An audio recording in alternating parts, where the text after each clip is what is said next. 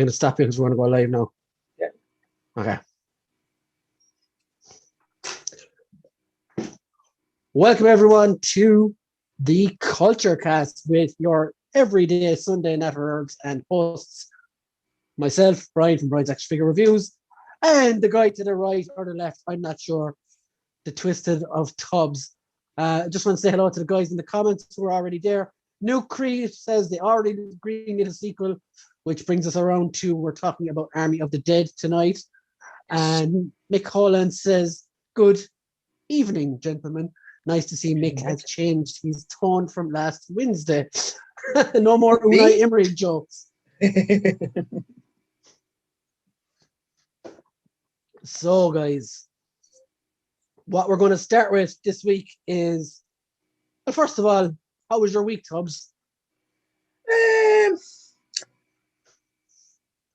My kids melted my brain for a while, but that's just because they're kids. But yeah, overall it's been good. I mean, I got to a beach this week and fucking, do you know what I mean? You motherfucker. It was fucking nice as well, man. It was fucking and it wasn't even too crowded. It was just nice and calm. But everyone then took off today, you see, so you know they went mental. Drove out to Killaloe today. Literally drove down to where the forestry and everything else is, and literally looked at the crowds in the car, and we were like, nope. Spun back out around. It was mental, like I mean, mobbed out there today. So today we chilled. But yeah, overall it's been a good enough week. You know, some stressy moments, but some good moments. Well, at least we can actually go to shops and shit now, and you know we're not locked in our houses 24/7 anymore. So that's and as we can go to shops, you know, which is a nice segue that I did not even plan. Funny how shit like that works sometimes. It does. It is, yeah. So what we agreed to start out with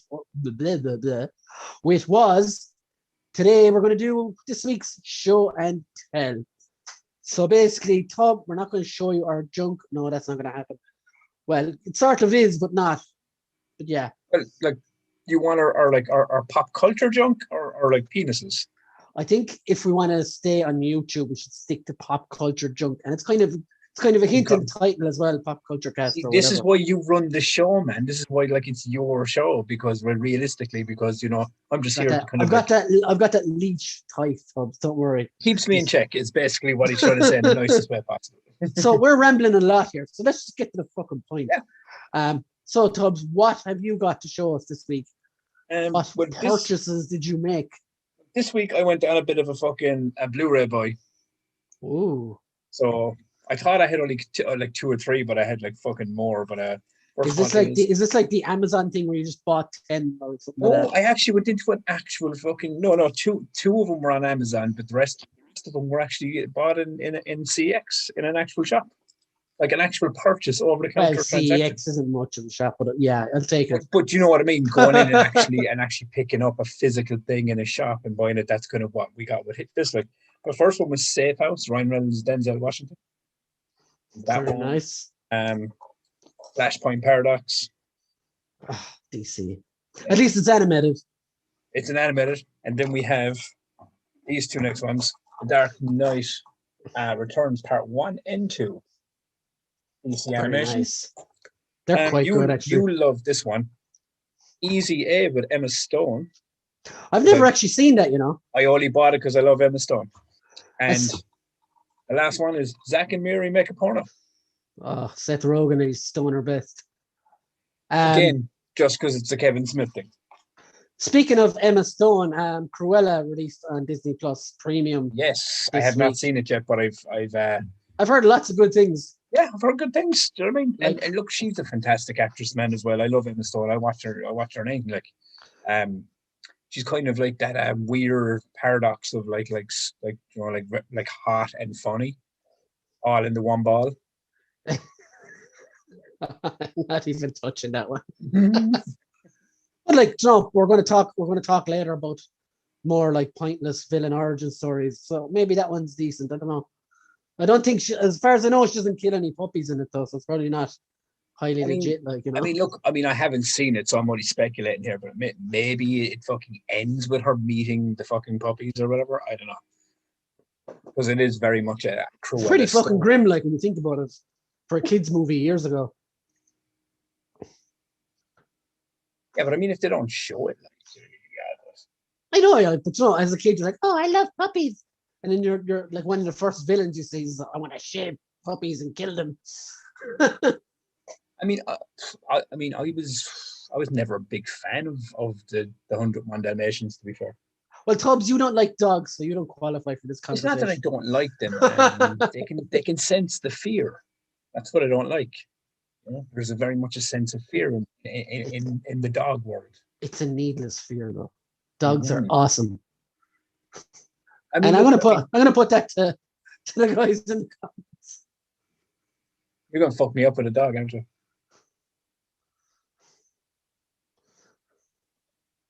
Well, I'm not gonna fuck you up. I'm gonna put it up there and see what everyone else says. Oh. Is Tubbs being irrational? Big dogs, man. I'm telling you, it's big dogs. Yeah, so okay, that was your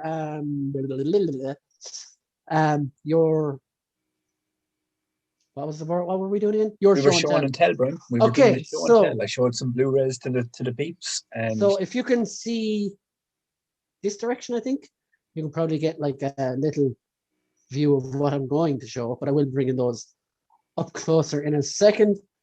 And yeah, Nick Folin says, all hail dogs. So yeah, guys, if you've gotten something this week, action figure wise or whatever, let us know in the comments. Love to hear it. And if it's something cool, we will go and get pictures as well. So I'm going to start off with some NECA 2-packs I got. I actually paid for these 2 weeks ago when I was in Dublin, but they just arrived last Monday because they weren't in stock, so I couldn't collect them at the time. nice. So first set, I still haven't even reviewed these or anything. I just the figures out. I haven't looked into the accessories yet. But the first two, Master Splinter and Baxter Stockman. And I love. Do you know what I love about those versions is they've got this weird textured line art on the figures. It's the animation style they're doing. Yeah, that's what I'm It's saying. really It cool. makes it look animated, like it's fucking really cool. And if you look at Splinter, he's got like an articulated jaw and everything. You can close his mouth, the whole lot, and the jacket is actually cloth material too. Fuck. And the tail, it does articulate as well, which is pretty awesome. You are banging through those fucking Teenage Mutant Ninja Turtle line, aren't you?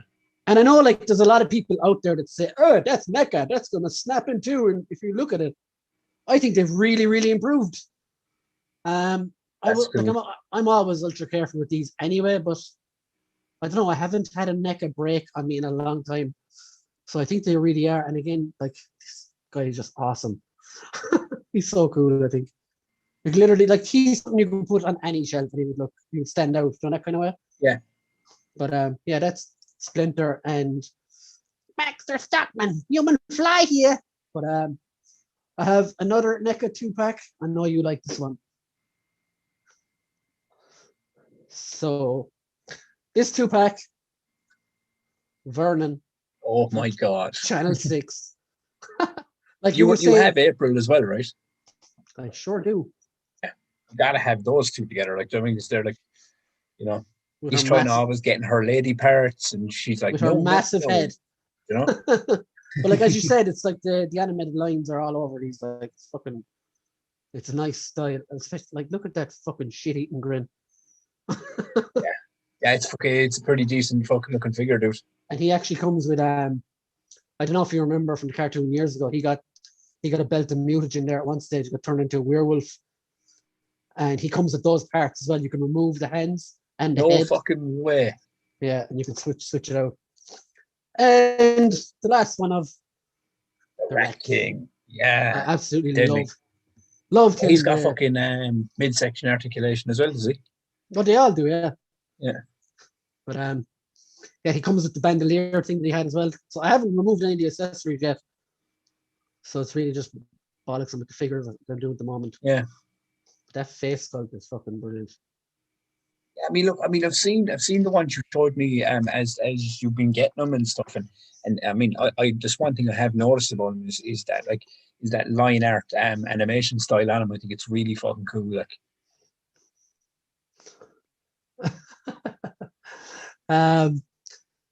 Mick Olin says, got G.I. Joe Vipers, Transformers Fury model kit, Ultra Magnus, and Fans Toys Transformers drag strip from G1. That was really cool. Fan Toys make some class stuff. And Viking Mick says, welcome Viking Mick, who was your replacement a few weeks ago, Tubbs. He goes, dude. really improved. Absolute waffle, mate. They actually have, though. And my last two things I was going to show on this, if I can reach them, Mick just mentioned them there. Well, not Viking, Mick Hoolan. I got some G.I. Joe stuff as well. Flint and Lady Jane. Now, Lady Jane. You want to see something really fucked up about this one? Is she nude up? No, Tubbs. So, right, they wanted to achieve the look of her either with the cap or without the cap. So what they did, I'm going to take this off now so I can do it easier. So what they did is you can remove the cap, but the hair comes off too, and you get this really weird looking fucking, like, what the fuck is going on there? So like then you give you the hair piece. So now she's got no cap. Oh, okay, right. That's fucking strange, isn't it? When you think they just give you like a second head.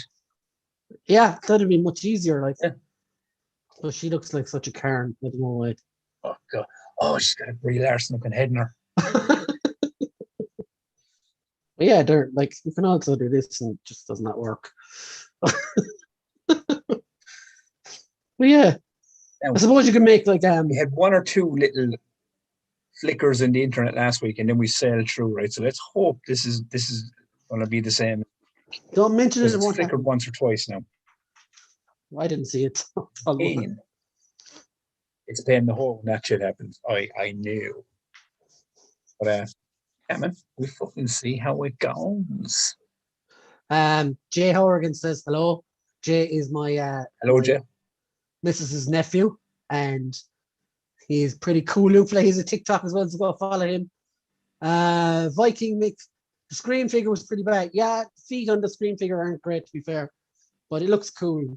If you like this. I mean, that was the one you got, right? That was the one with the cloth material and stuff. So was that not turn out to be like worth the money?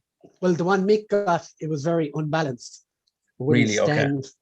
And the one I have is kind of the same. You have to stand it at a certain as you know, I'm a big fucking fan of fucking Scream, so I was mad to get like an update from my Movie Maniacs version that I have. Oh yeah, I would definitely say like get the NECA Ultimate because it looks class in the box. Like, and you have to leave them in the box, don't you? Well, I mean, I as you went, no, I don't. I have how many now at the moment? I think I have like 25, 30 action figures there at the moment. They're all in box at the moment, but it's because I don't have room. Like, I'm doing my fucking podcast and yeah, okay, we're good. I'm doing my podcast and this show from like the side of my sitting room, so to get the mom there, I just don't have the room to display them and stuff. But yeah, I'm working on it. Working on a little display unit thingy. But yeah, so yeah, Tubbs, I would definitely recommend getting the Scream figure for yourself because it's like it looks really cool, to be honest. Other comments. James McGurk says, "Evening lads, I got the McFarlane DC Multiverse action figure White Knight Batman and Juggernaut Diamond Select. He is a beast. I had that Juggernaut Diamond Select, and for me, scale wise, with my Marvel Legends collection, I think he was just too big. But he has been drawn massively in some comics and stuff, so he does fit." Nick says, "Bald like Ripley from Aliens, Brian. You could do some customs on her." I was actually thinking like that custom head could be used for an ancient one for the MCU, from the MCU Doctor Strange. Be a cool custom. Have we still got Tubbs? Yeah, it's just flickering, so I'm just kind of like letting it settle.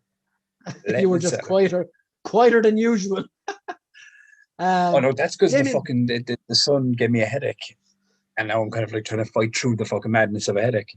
But Damien Ristori. Well, Damien, you're late. He said, bet you thought you got rid of me. Well, what figures are we discussing? We'll be moving on to the Marvel Legends stuff now in a while.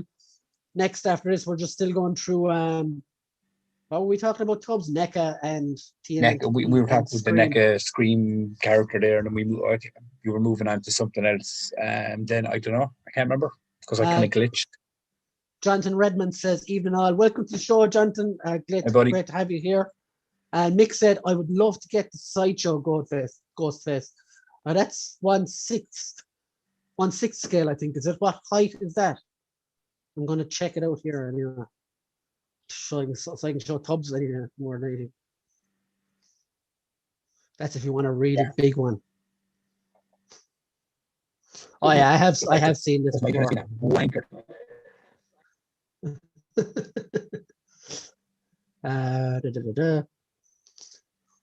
Okay.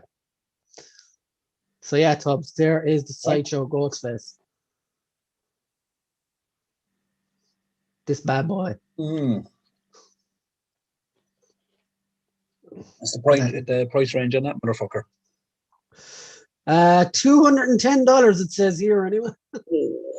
$210 dues. But as I said, that is that's a bigger one as well. Like, you know, it's kind of like a hot toy size. That's more to just like display, right? Pretty much it's a.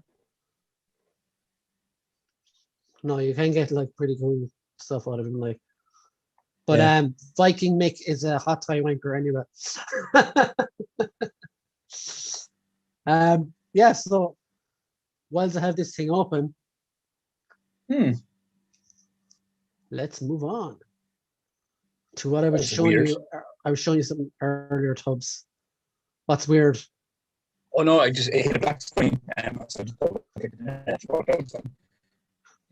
Wankery do. Oh, that's decent. Right. So Marvel had a Fan First Thursday live stream, and I'm going to go through all the stuff that was revealed. You can see all these, right? Just before I go any further.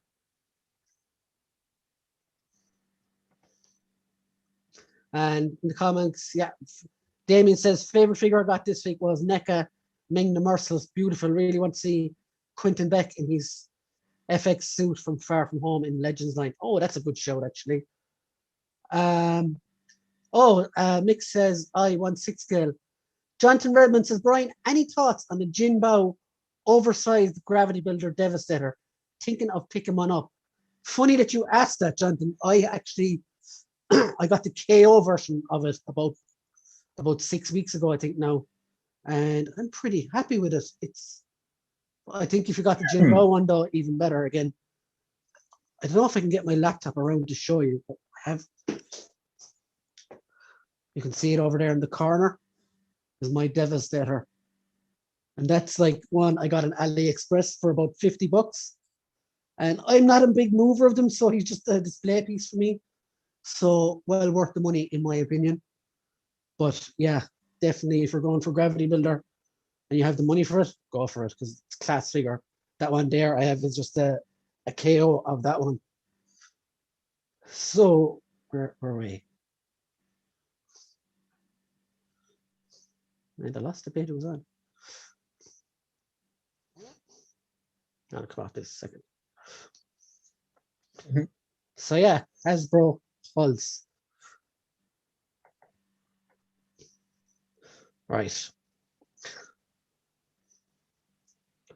And the chat went silent as Brian figured out what to do.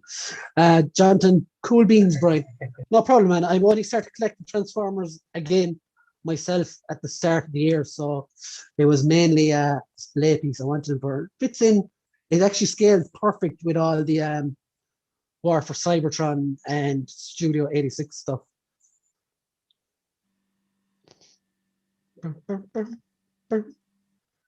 Okay, so Marvel Legends. Here we go. Here we go. You look at these bad boys. There we go. Okay, so it started off with the Fat Thor. Infinity series, Infinity Saga, Final Battle Thor, and I have to say that looks really, really cool. What do you think, Tubbs? I mean, I don't have a fat Thor, so like, yeah, bring it on. I think like they could have put in a second head, normalized, maybe. Oh yeah, I mean, yeah, but it's the whole point of where he's standing there with the whole, the two I things do lighting love up. that line when the three of them come together, and Thor's like, "Let's kill him properly this time." That's one of my favorite lines in that whole movie. And then we're going to talk a lot about this guy in a while. They finally made Quicksilver from Age of Ultron, and he wasn't quick enough that time. And what's cool about this is little drones, bits of drones from Ultron. That's really cool, I think. I think we've lost it. No, I'm still there. It's just spotty. Yeah, I mean, it looks okay. Yeah, I like it. I don't collect MCU myself, but yeah, there's a lot of people that have been asking it. And you can see all the bits of Ultron there as well. It looks really nice, to be honest. And what are these like build a figure thing as well, where like you can like, put them together? No, Or these are are just just like extensions. No, do you know when in Infinity or no Age of Ultron, he's sprinting through and he's smashing up Ultron drones. That's what they are. Okay, they're the bits and pieces off Ultron. Getcha. So then, this one Odin. I want. Odin, yeah. And a lot of people have been saying like it looks very similar. Do you know that the meme guy, the old guy with the beard? He's like the awkward old dude. A lot of people are saying looks very like him. I mean, he looks. I mean, and he gets a second head. So yeah, exactly. That's what I was saying earlier. Yeah, I mean, he looks like Andy. Cool. So, like, I mean, these ones look fucking stellar. I mean, they put a lot of effort and detail into these ones. And like, it doesn't look like Anthony Hopkins in cosplay either. It actually looks like Odin. If you wanted a comic series Odin, it would fit as well. Because I find that a lot with MCU, and that's why I don't collect them. Is that they really just look like actors on a Halloween night out, dressed up as their favorite characters. Then they released this box set of Iron Man before he clicks the finger, and what you can see on this Thanos, you see it there. Probably more pictures. Watch the head sculpt down. It's absolutely brilliant. Yeah. And it comes with the snapping finger as well. First time, I think. First time in the line. He doesn't have the gauntlet on there, though. And no, which is a strange one. Yeah. Or does he? I can't really see it. No. I mean, first glance, it doesn't look like Thanos. What I like about this is the Dustin head. Oh, yeah, as it's about to fade away. That's all on the thing here as well. But the other head then doesn't make sense here. Yeah. Yeah, I mean, look. I mean, oh. God. Now look. We'll get to your Brie Larson. Now look, she has the gauntlet. So you buy her, you can put it on Tony's arm. Done. Sorted. Buy the whole set. I actually really like this Captain Marvel, to be honest. It really is accurate. I know I do hate on the Brie Larson, but look, as this is a Captain Marvel figure. Search your feelings. It actually looks pretty impressive, to be fair. It's actually not a bad figure. A lot of people have been asking for this. No, go on. No, I said the Pepper Potts one looks pretty good. Yeah, a lot of people have been asking for her. Like, they did a rescue figure without her head before, and I like the head where you can pop down the actual front mask machine is on her. Yeah, where it's sitting up. That's pretty cool. Fucking cool. We'll just check the comments. Damien says, so far ML is favorite is Surtur, Happy Hogan. I will get to those in a sec. James says, yes, that titanium man looks super. Okay, so we'll go through these first. Then this is from the first Iron Man movie, which is really cool. I don't think they've done this one before, Mark III. And you can see there the thing, where he turns around and blows up the tank. He like fires off that missile. Yes. It's really cool. I have enough Iron Man though. Yeah, there's a nice set. This caused a bit of controversy when it went up first because Hasbro Pulse had it up at like 80 quid for these two. Really? Yeah. And there was a few other shops, retailers that undercut them massively, like charging 60 for 75. Very expensive set. But I love that Obadiah face. Yeah. I mean, I didn't even know that they were releasing kind of like like the villains to the like Iron Man and things like that from they've gone back movies. a good they've gone back a good bit like. So like that Ironmonger as well looks class. I'd love to see how much bigger it is because you can see he's sitting up in the package here. Don't you know there's going to be people taking that figure and they're going to be making like Hulk, like altered Hulkbuster. If they don't do Hulkbuster, they're like fucking customs. stupid as well. They haven't shown that yet. And then if you want your Jon Favreau to save the Star Wars universe. Oh, actually, I saw a fucking meme today. It was fucking, what was it? It was people that stood in front of things they destroyed, and it was showing Iron Man as he's walking away from Kennedy one. John Wick, and then Kathleen Kennedy at the end. I was like, it's pretty fucking funny, But what's going on with this fucking Iron Man? This is the Iron Man 3 armor. Yeah, but why is it that color? I don't know. Caramel Iron Man. Yeah, it's they really screwed the pooch on that one, like, and putting him in with it then means you have to buy it, like, because you're not going to get him again, like. Yeah, that was probably why they did it. Up there for you know what I mean? They were going to go. People might want Happy Hogan, so like, but they'll have to take this really weird, obscure Iron Man suit with it. Like I want that set, but I do not want this fucking armor. But I mean, what I would say is, if you did get it, then that could be your lead into trying to customize a figure. I do love this Chris Evans though. They did this once before and they made an absolute bollocks of it. So it's nice to see they went back and had another go. It's still not fully right, but it looks good. I mean, it doesn't look like Chris Evans. Like, it looks more like John Krasinski. It does actually, doesn't it? Yeah. Fucking hell. Especially that second head. Was weird because if you look at the box, like the head that's on the other one the figure like him as well. Yeah, but it's weird because the one that's in the box, I don't know. Oh, look at this. We'll go into that. Yeah, but look at the box version to him standing. The one in the box looks more kind of like the hair shorter. Unless no, that's just the plastic. I think it's the packaging around the head. Yeah, but it looks different from first glance. And onto my favorite of these reveals, Surtur from Thor. Walk me through this, all right?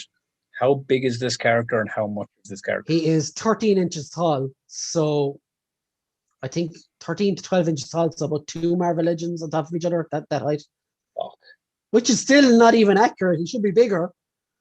Well, he should be like he should be your 10 foot tall. Galactus or something. If not fucking bigger. He was the size of a planet by the end of Ragnarok. Like. But look, regardless, like he's gonna look class and then he fucking display. Yeah. I think it's about 40 quid, 30, 35 or 40 quid. I mean, to be fair, that's not that bad because the Stephen Wolf and Darkseid, 9-inch figures, they were fucking, or were they 12? I can't remember. They were worth about 20 cents. But they were I think they're $40 a piece as well. Like, so yeah, let's push on. Where'd it go? Okay, here we go. So yeah, that is Surtur from Thor Ragnarok. I would have liked if they did the one from the Dark World as well, Malekith, but it doesn't seem to be happening. Yeah. Doesn't seem to be happening. Then they showed this really weird like Eye of Agamotto thing that you can literally put around your neck and you get the Infinity Stone and everything out of it. Does it glow? Yeah, it actually opens and everything. And then And they're fucking going all out on this pulse shit, aren't they? Like, they showed the Iron Man nano gauntlet that lights up. yeah. And I watched the live stream. The guy looked really, really awkward trying to sell it. It's like, oh, it lights up. And then, what is this? Okay, so Age of Apocalypse, Wave 1, up here, right above me, right? Okay. So this is they've been promising a second wave of Age of Apocalypse for a long time. And they finally showed it.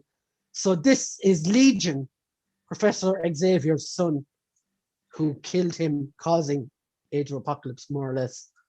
Yeah. Did he always look like that? Back then he did, yeah. Okay. I don't remember him looking like that. And probably need to get on Age of Apocalypse, man. It's a good story. Yeah. No, I mean, I know that I've read the story and stuff, but I don't remember him looking like that. He'd way like crazier eyes. Okay, maybe that's not fucking. But That one maybe didn't stick in my memory too well. Like, the hair has always been that way. Then there's this Magneto, Age of Apocalypse Magneto. That's cool. Looks incredible. I really, really like it. They need to get rid of these accessories though. They've overused them too much. I have about 20 of them in my drawer. And he actually has a factory prototype there. Yeah. Then there's the Age of Apocalypse Rogue. She's cool. Which is really cool. She's like wearing like a mismatch of all her previous outfits there. Yeah. Yeah. And pure 80s hairstyle. I love it. On to the next one. Again, he has her there. That's Dwight, by the way, the guy who's over the Marvel Legends team, in case you didn't know. Right. And his curtains, which is a running joke. And there is Age of Apocalypse Cyclops. I absolutely love this figure. I hate him. It's so ridiculous looking. Yeah. You do not like Cyclops? I can't. He's just the biggest fucking Boy Scout ever, man. That's why he's good, though. He's willing to take the hard decisions. Yeah, but he's a whiny bitch, man, to be fair. Like, yeah, like, so Superman. So what are you going to do? Like, Superman is not a whiny bitch. He's the ultimate Boy Scout, so fuck you. Yeah, but he's a whiny bitch Boy Scout. Like, there's a big difference. Then we have on to the next one. There is the Age of Apocalypse Iceman, which looks really fucking cool. No pun intended. no, that looks cool out, man. I love I've seen those claws somewhere before on something. Carnage, that's what they're reuse of Carnage's claws. See, they're reuse. Like some of these accessories you could really, really fucking use for like custom or like paint jobs. Question for you. Yeah. Did you have do you remember the Toy Biz X-Men figures in the early 90s? Oh yeah, fucking from the cartoon. Do you remember the Iceman one? Yes. Where if you put it was clear like him, it was translucent. But if you put it in the freezer, so what was it? If you put him in the freezer for an hour, he would come out. Yeah, he changed color, like, yeah, or he just became see-through. And then there is Kitty Pryde from Age of Apocalypse again, absolutely class. Looks to be using a lot of reuse from Age of Apocalypse Jean Grey, if I'm right. I could be wrong, but she looks great. Properly. It's screwed me because I don't remember this. Maybe I need to go back and watch Age of or read Age of Apocalypse. You definitely do. Things that aren't kind of sticking with me. Why does she have the claws? I'll just let you read it. Okay, that's better. Probably better. I'll get on that. Because if I was here explaining every other character that's still to come. Yeah. Well, I mean, I remember it, but it's just there's certain things that aren't sticking in my brain about certain looks on these figures. Well, wait till you see the rest. So there she is there. Sabretooth. Deadly. And this one, I think, is using the Colossus body, so he's a lot bigger. And that head sculpt there, and that one, in fact, they'd work for the normal Sabretooth as well, I think. Yeah. Or you can just place them. You can pop them off. But I really like this. He comes with the gauntlet for holding Wild Child as well, which is the guy with the chains up there, which is like a mini Sabretooth. And this. Build-A-Figure Wow. Colossus. And that is a fucking Colossus. Much bigger than the old one as well. Pirate Colossus, they call him because of the whole headband thing. The fucking Iron Fist bandana.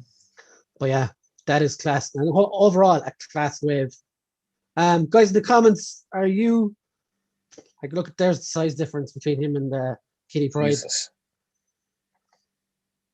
And that's the whole wave together. Oh. So that is 8 awesome figures.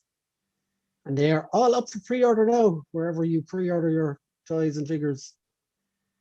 And that, I don't think they're coming out to us until September. But they weren't done yet.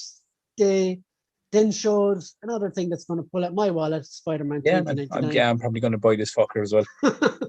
I bought all of these. I think the only one I was missing up to last week was Mysterio, and I bought him in Dublin.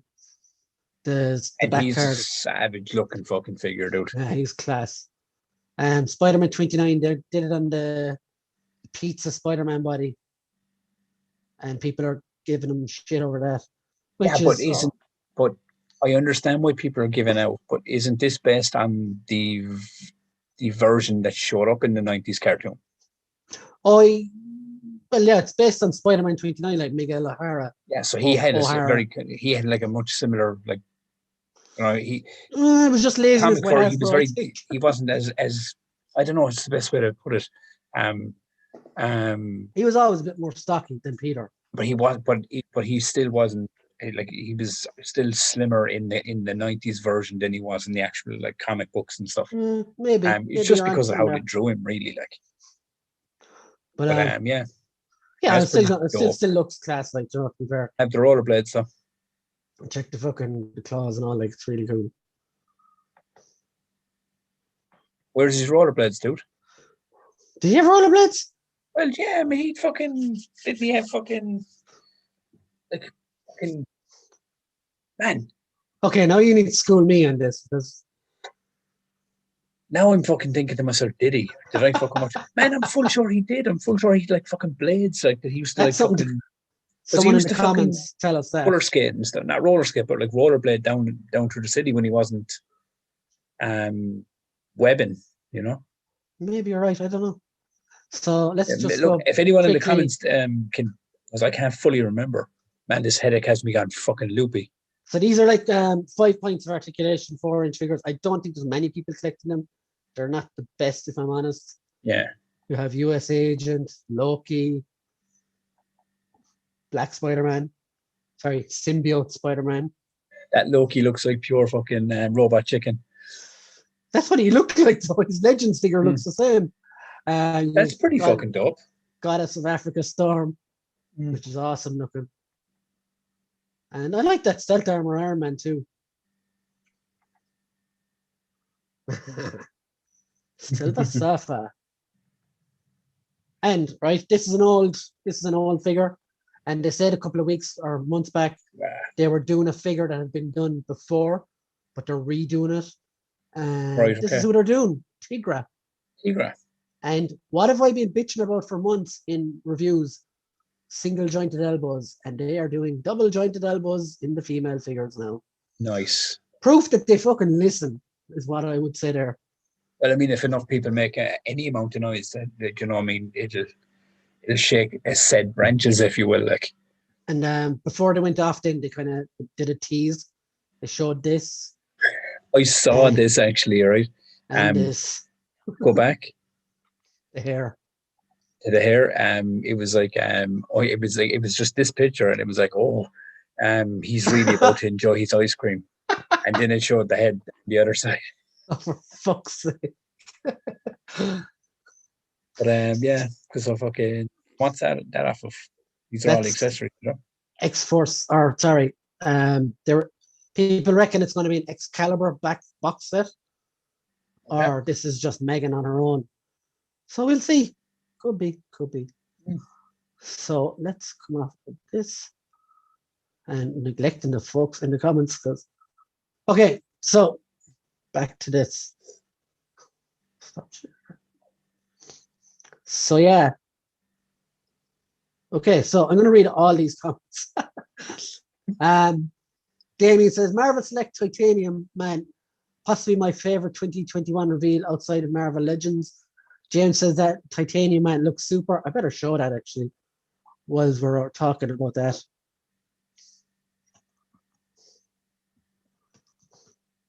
Titanium Man. Oh, Tony Stark, I'm coming to get you. That's fucking shocking, like. And is he part of a new wave as well? No, he is done by Diamond Select, so different company, but because of the size, it kind of will fit with Legends. And there he be. Oh yes. Titanium Man, pretty cool. Yeah, I think he will fit in with Legends. I had this one from ages back.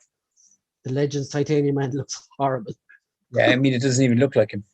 Well, like it's from a different run, like so.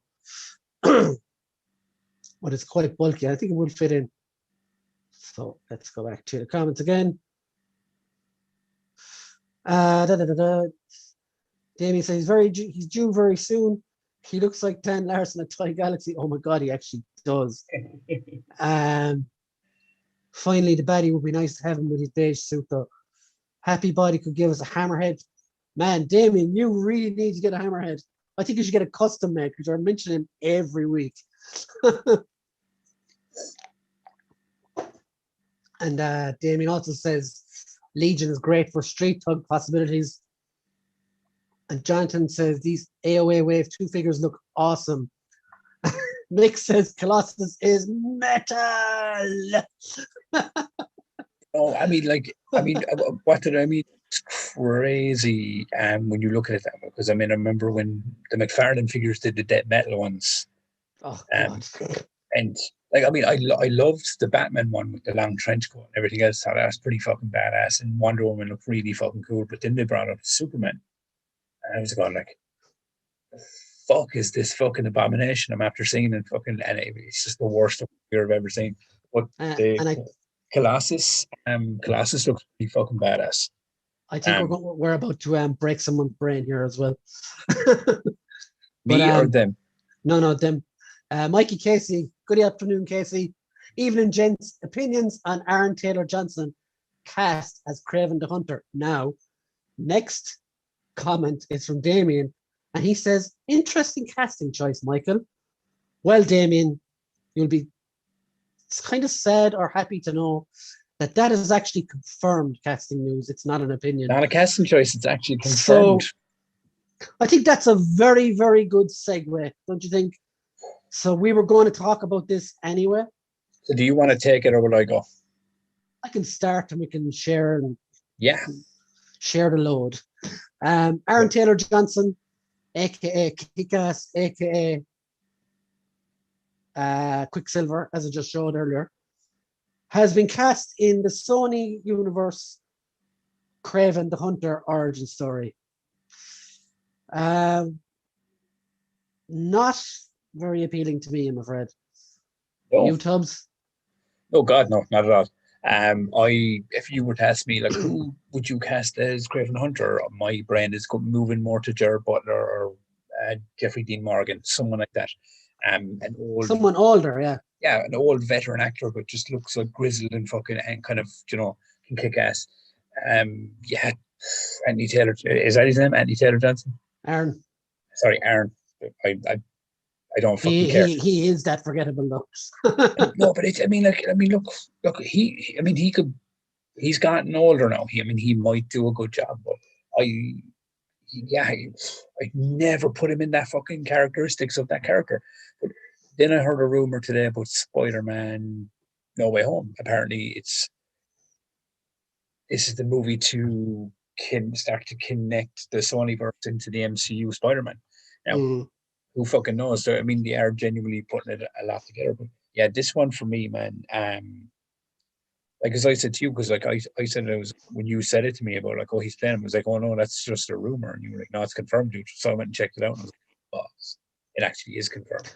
Like there is a like Boss Logic put up a cool picture of him. All right, like they always do their best to push these things, but I don't know, man. Like Yeah. I like one of a franchise I love, Godzilla. I was so happy to see them starting it up again before the first movie, and then he was cast along with Heisenberg. What's his right name? Bryan Cranston. So then they He sold wasn't in that, dude. exactly my point. He was in that. Like he was Bryan Cranston's son that they focused on for most of the movie. Once Bryan Dude, Cranston. I thought that was Joey Courtney. No, that was Bryan Cranston and Elizabeth Olsen, and then they were brother and sister in Ultron not long after. I've broken another brain. What? Yeah. I watched that whole film and I was like, oh, Joey Courtney's not that bad in this. Joey Wasn't Courtney even in is the movie. Captain Boomerang, you fucking tit. Yeah, but I thought that's who it was. Oh, man. Me. I did not know he was in that. But yeah, like he was terrible in that. He was the most bland, boring soldier. But to be fair, I know he was playing that version of Quicksilver in Age of Ultron as well. But I liked him in that though. but he was playing a bland, kind of boring, sarcastic version of Quicksilver. But that's more comic book Quicksilver. Of course, I liked but what I mean by that is it suits him. You know what I mean? It's like when you give Jesse Eisenberg that like quirky, like Mark Zuckerberg role. No. Don't even go there. No, I'm not on about Lex Luthor. I'm on about like when you give him the Mark Zuckerberg roles. That like awkward, weird kind of that character, he suits that, but it doesn't mean he's good in everything. And he's the very same. He's another actor like that. Yeah. Yeah, like James McGurk says, I really liked Aaron Taylor Johnson when he played a young John Lennon in Nowhere by Good Flick. See, I haven't seen that. I've only really seen him in the big tentpole movies. See, a lot of these actors, the likes of the guy who's the new Batman as well, have lots of fantastic performances. Robert Pattinson have lots of fantastic performances that are completely off the radar. So I think our views are totally skewed then when we've only like watched the type of movies we watch, I suppose. Do you know what I mean? Yeah, like, but at the same time, yeah, but I think it comes down to this thing as well. It's like you look at characters and you've seen it happen so many times. It's like you see certain characters being cast as in roles, and you're going, it's just they're not right for it, regardless of how good of an actor they are. It's like I would have seen him in more of a fucking an Osborn role for Spider-Man. But like not I think Norman, but like fucking what's his fucking son's name again? Man, my brain is liquid tonight. Harry. I would have seen him more of like a Harry Osborn. Yeah. Instead of Craven the Hunter, you know what I mean? But see, I think that's our own fault as well.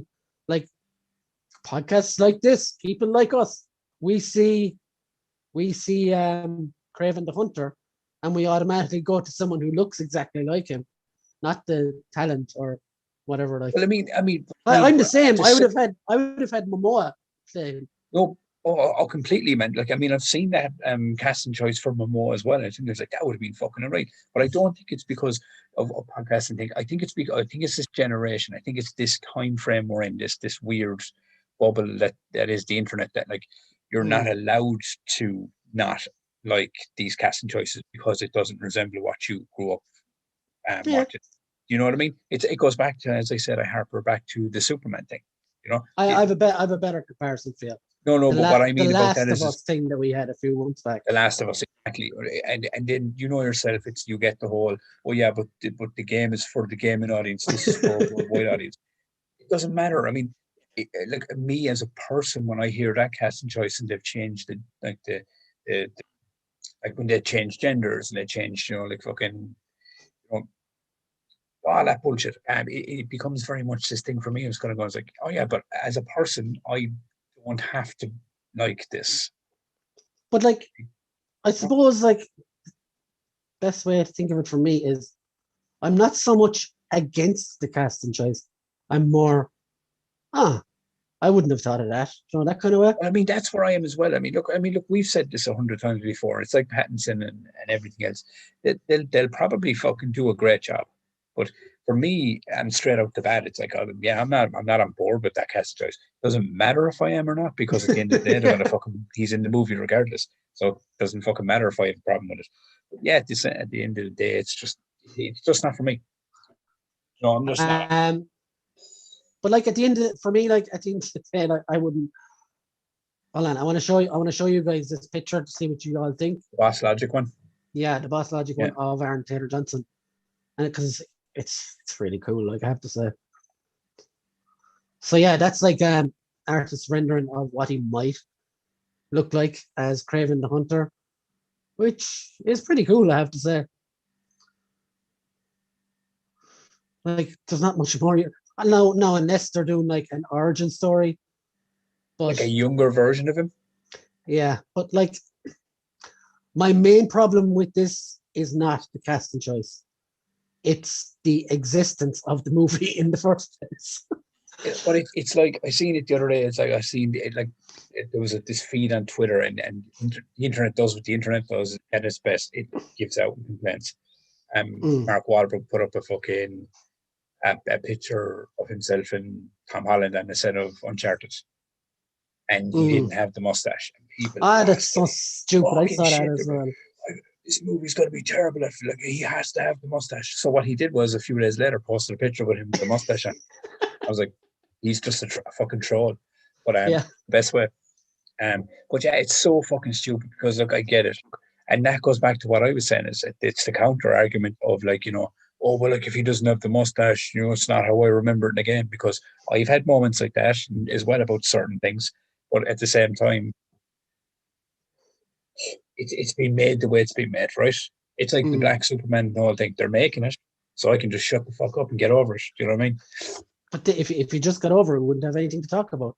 So exactly, yes. Let's look at the comments. Jonathan Redmond says Cranston was the entire focus of the Godzilla trailer, Stephen, who they then killed off in the first. You remember that shit? I was so mad in the cinema when he died. He was. I mean, I agree. I was straight off watching focus of that trailer. I was straight off watching the whole fucking, what was the name of it? Breaking Bad. And I was massively high on him at the time. Still am. I've still never seen that. Fantastic actor. Oh, God, go watch it. Like, I've still never seen an episode. But yeah, they killed him off in the first 15 minutes of the movie. One of the Mutos killed him. I was so disappointed. But still, I love Godzilla, so I did enjoy it in the finish. James McGurk says, No We're By is really good. I need to check that out now, because I love John Lennon as well. And he said, Jonathan says, I totally forgot as well, Aaron Taylor Johnson was in Godzilla. He was that blend. Damien says, I would love to see Cranston as an MCU baddie. If I had to choose, it would be Puppet Master for Fantastic Four or Mr. Sinister, who happens to be his favorite villain.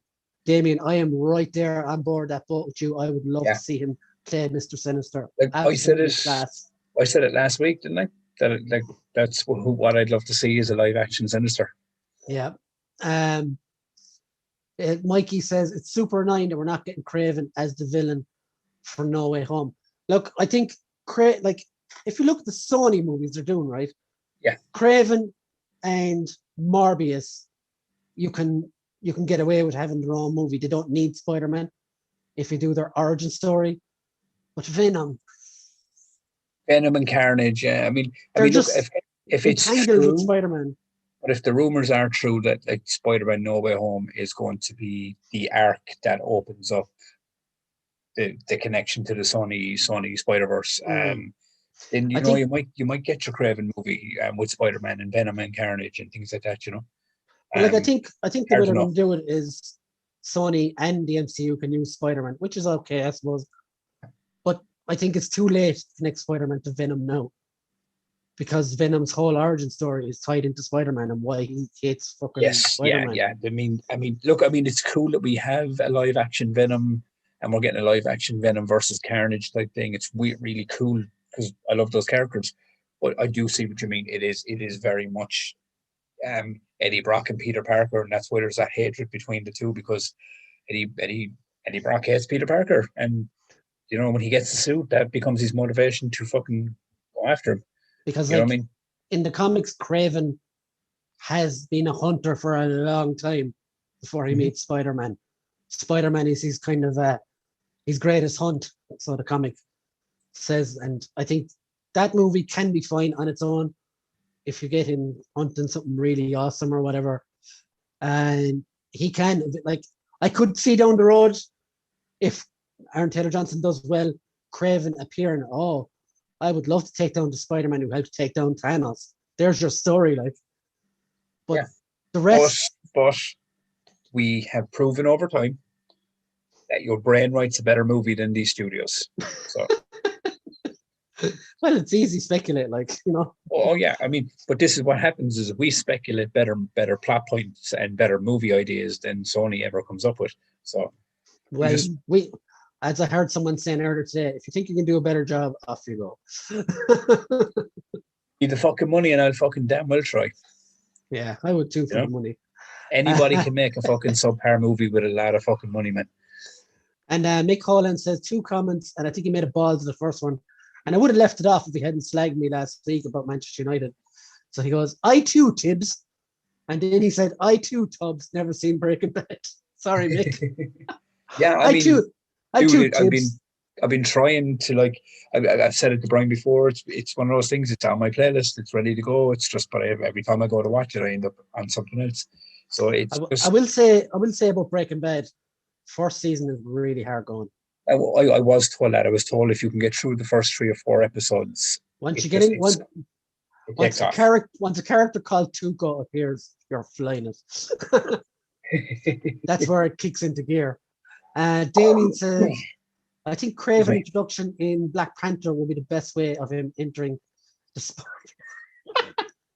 Spider-Man world. I don't think that's going to happen because Sony won't let him do that. I mean, the rumors are that it's either going to be Namor. Pronounce that. Namor. Yeah. Prince of Atlantis. It's either going to be Prince of Atlantis or it's going to be Doctor Doom as the villain for Black Panther 2. But why? I mean, I think Namor makes more sense because they can't use him in a solo movie. Yeah. Because Universal holds the rights. Jonathan says, have they used de-aging tech on Woody in Venom 2? Woody Harrelson? I don't think so. No, they could have, because I don't know, he kind of keeps himself well though, doesn't he? I think he was definitely given a hair transplant of some sort. I mean, they put a wig on his head and stuff. Yeah. I didn't see any de-aging. I mean, I didn't notice anything. It just looked like Woody Harrelson. But they could have done. And Mick says, why, Brian? Why bring up bad memories? You kind of forced my hand, Mick. And John says, Wonder Woman 84 is lots of money plus subpar movie go hand in hand. Well, yeah, look at the Transformers franchise. Yeah. Or look at Man of Steel. We're joking. I mean, but you look at it you look at like Fast and Furious and all those kind of movies, man. They're fucking $1 billion fucking movies. They're fucking money that goes into those films. They're like brain children. Yeah, but you have to turn your logic button off every time you watch stuff like that. I mean, they are just supposed to be these big fucking popcorn movies anyway. Like, money doesn't equal quality, basically. Yes, sometimes it doesn't get you what you paid for. Like the biggest selling movie of all time is Avatar, and it's basically Pocahontas with aliens. So, I swear to God, I think hay fever, fucking headache, and I'm like brain melted all over the shop tonight. Fucking summer does not agree with me. Like, are you sure you just weren't watching Justice League? Which? Are you sure you just weren't watching Justice League? No. I am due another watch. No. No.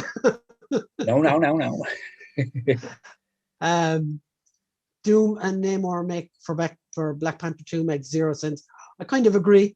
I think they should Namor more so, I think, though, than Doom, because you could definitely see like a weakened Wakanda being attacked by Atlantis or something. Maybe, I don't know.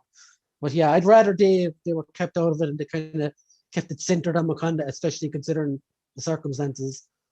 Mick says so mean, crying emoji by 3. Those Bay Farmer movies make crap loads though. They did. The first 4, I think, did really well, and it started to drop off after that. Then they made Bumblebee, which is a proper movie, and that didn't make a whole lot of money either, even though it was great. So where's we?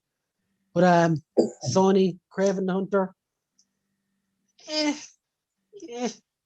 I mean, look, I keep my judgment in the back of my brain until I see a trailer at least. Yeah, I'd be the same.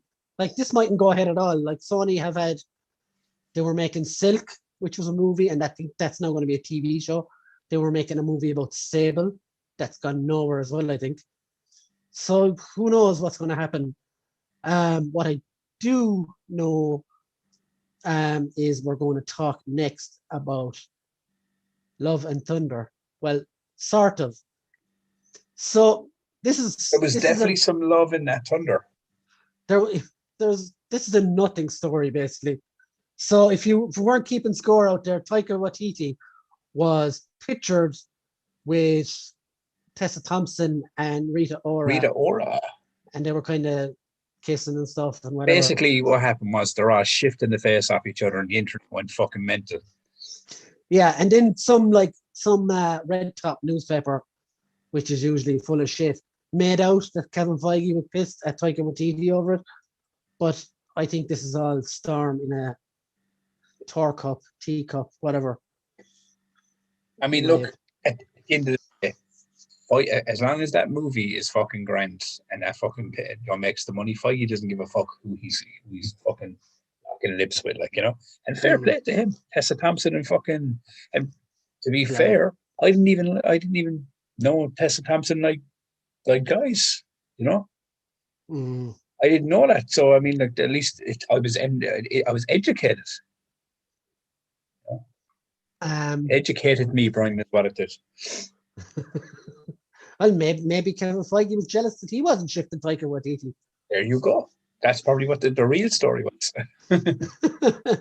John Damien says, rather have Claw in his vibranium suit return for Black Panther 2.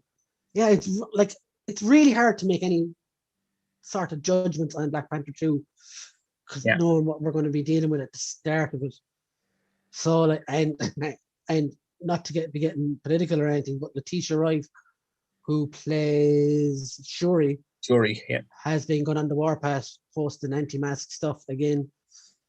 So they're probably. I mean, the direction was probably for her, but she might get Carano'd. I mean, they probably already decided to do this. I don't know a clue. But my pitch would be Michael B. Jordan comes back, picks up the suit, you know, and brings honor back to himself, and brings the mantle and keeps the prestige of the Black Panther, and while keeping honor and memory, honoring the memory of T'Challa. That's what I reckon they're going to do, because they said it's going to be a very honoring Chadwick Boseman's. Jesus Christ, I'm fucking slurring and all that. I'm fucking like someone that's on a fucking drug trip there tonight. Like, he's got to walk back into the room and go, "Oh, hey, auntie." Yeah, that would just be amazing. Avatar is only #1 due to people seeing it multiple times for the 3D, not the story, which the many sequels will find out, I reckon. Yeah, I will attest to that. I saw it twice for the 3D. What is Avatar? Yeah. Yeah. Like, to be fair, like, before it became a big stupid gimmick, the 3D in Avatar was phenomenal. Like, I mean, he did it right. Let's be honest. I mean, it's the highest grossing movie of all time for a reason. Like, and it's only the highest grossing movie of all time because they re-released it again just because the Avengers. Oh yeah, they did, and it's crazy as well because they're both Disney movies under the Disney banner. So yeah, Disney has all the fucking money, and they almost had DC. Speaking of all the money, I think like a tiny little headline we should talk about, because it's not a tiny one. It's actually a massive headline that we didn't even think of. Amazon Studios. Oh, they bought MGM grand. They bought up the entire of MGM for $8-something billion fucking dollars, with over 5,000-6,000 movies on a catalog and fucking load of other IP. James Bond, the whole lot. I don't think they got Bond, though. Do you know that? Because it's a weird one. They have the IP. They bought the IP for Bond, but it's co-owned by someone else. Yeah, I think MGM only owned the distribution rights for it. They But, didn't actually own the franchise.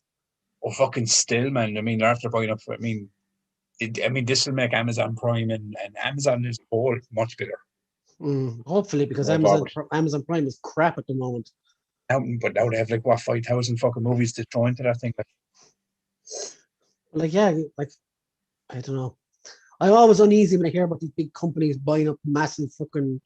It's just more ways to divide your money when you're like want to watch movies. Yeah. There's another streaming service you have to buy to watch this thing, you know. It's always the way. Like you know yourself, you're going to end up with so many streaming services that you're not going to have the time to watch half of them.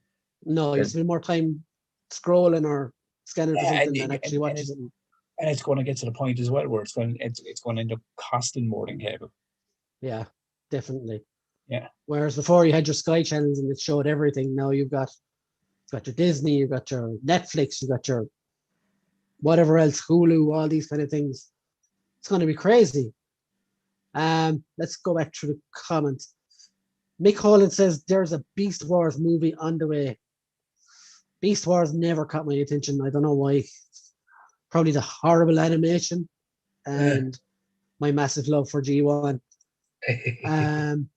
Jonathan says, was Bumblebee not one of the better Transformers movie? It was but probably it didn't make best. as much. It was the best one in my opinion, and it just didn't make as much money. I don't know why. People are silly. I think as well. People are still burned from the last night. They didn't want to buy. They just thought it was going to be something similar. Didn't bother going back. Mikey says, remember when Sony was trying to make Amazing Spider-Man into a cinematic universe and announced an Aunt May solo spy movie? Yeah, I do. This is what you're dealing with Sony. It's a pity like that Marvel couldn't just Disney couldn't back up a truckload of money and say, here's money, give us Spider-Man and everything to do with it and don't hurt us anymore. But at least this were Sony were clever, man. They were kind of, no, look, we let you use it, but like, you know. You should have never sold it, you dumbasses. Yeah. But Jonathan says Claw was such a waste. Best thing about Black Panther. Yeah, Andy Serkis is fucking genius or whatever he touches. Really, I really like him. I don't know, is he actually dead though? As Damien said, next Marvel never really kill off, or do they sometimes? I mean, like in the comic books, you know yourself, they tend to like make death very unfinal, but they seem to have stuck with it with at least two characters, main characters anyway, so far. We'll see. Villains wise, they have killed off a lot. Oh no, villains, they always kill off the villains. Do they though? Ironmonger, Yellow Jacket, Ronan the Accuser, Ego the Living Planet, Peter Quill's father. Yeah, I suppose. Yeah, they just. I don't know. Maybe they do. Me. Monkey Jeebus says, "I'm so mad. I went to Target to get Echo, and one guy came out walking with all 6, even though the app says one per customer. I reported the store on Target's Twitter. That's such fucking stupid shit. I hate that crap. Like scalping them, it just drives me mad. Like what? I don't mean to generalize now, but like probably like a middle-aged fucking fat dude walking out. Oh, I've got 1 for me and 5 for eBay. Oh, why? Like such assholes in our hobby. Like, I mean, but it's in everything, dude. You see it with the PS5 and everything right now. Do you know what I mean? People are just fucking scalping everything. Do you know what I mean? It's fucking ridiculous. And Jonathan Redmond backed up my claim. This Bond is owned by the Broccolis and distributed by MGM. Yeah, I knew they distribute. I knew there was like a co and a thing going on there. Like, you know what I mean? And he says at Monkey Jeebus probably an employee mate. And he says, no, some Chinese scalper, I saw him walking out. Fuck's sake. I hate that stuff. Sam Bryant never liked CGI on BW. I can't remember what that was. Now my brain is melting. Damien says, finally caught up with Justice League Uncut on YouTube last night. Epic. Justice League Uncut, is that the Snyder cut you're talking about? Oh yeah, never On liked YouTube. never liked CGI on Beast Wars he's on about. Yeah, on YouTube. I have to figure that out now. Jonathan said Beast Wars had a great story, but yeah, it suffered from being one of the early CGI shows. Do you guys remember a show that was called, I think it was Reboot? It was a cartoon. It was very similar animation to Beast Wars. I hated them both so much. It's just my brain could not adjust to the CGI. I don't know why. I swallowed that fly. Mikey says, how many times have we had Loki and Vision die now? A lot. Yeah. I mean, but and they're both still alive. So I mean, is Vision alive now? no, he is, but he's in a different body. No, he's in his own body. Technically. Yeah, but I don't know. You know that was the arc to get him to come back. You know. But he's not the same though. He's still no. He's probably he's another Vision altered now, but he has the memories of the original, like, and all that kind of crack. Yeah, I don't know. He's a different outlook on life now. Yeah, no, yeah. Monkey Jeebus, I just wanted one. Yeah, like that sucks. And you know what? If you turned around and asked that guy, he would probably charge you double price. Right. I'll be back in 1 minute, right? What's up? Yeah, I have to fucking piss because I'm drinking water to get rid of this headache, and it's a fucking vicious cycle. I'll keep the animals at bay. I'm only kidding, guys. You're not animals. Tubbs is though. Yeah, Brian, to buy on YouTube.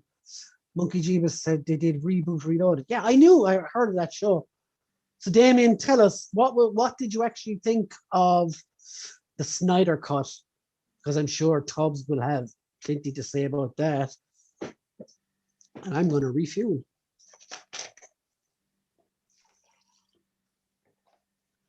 Yeah, Beast Wars, guys, just never.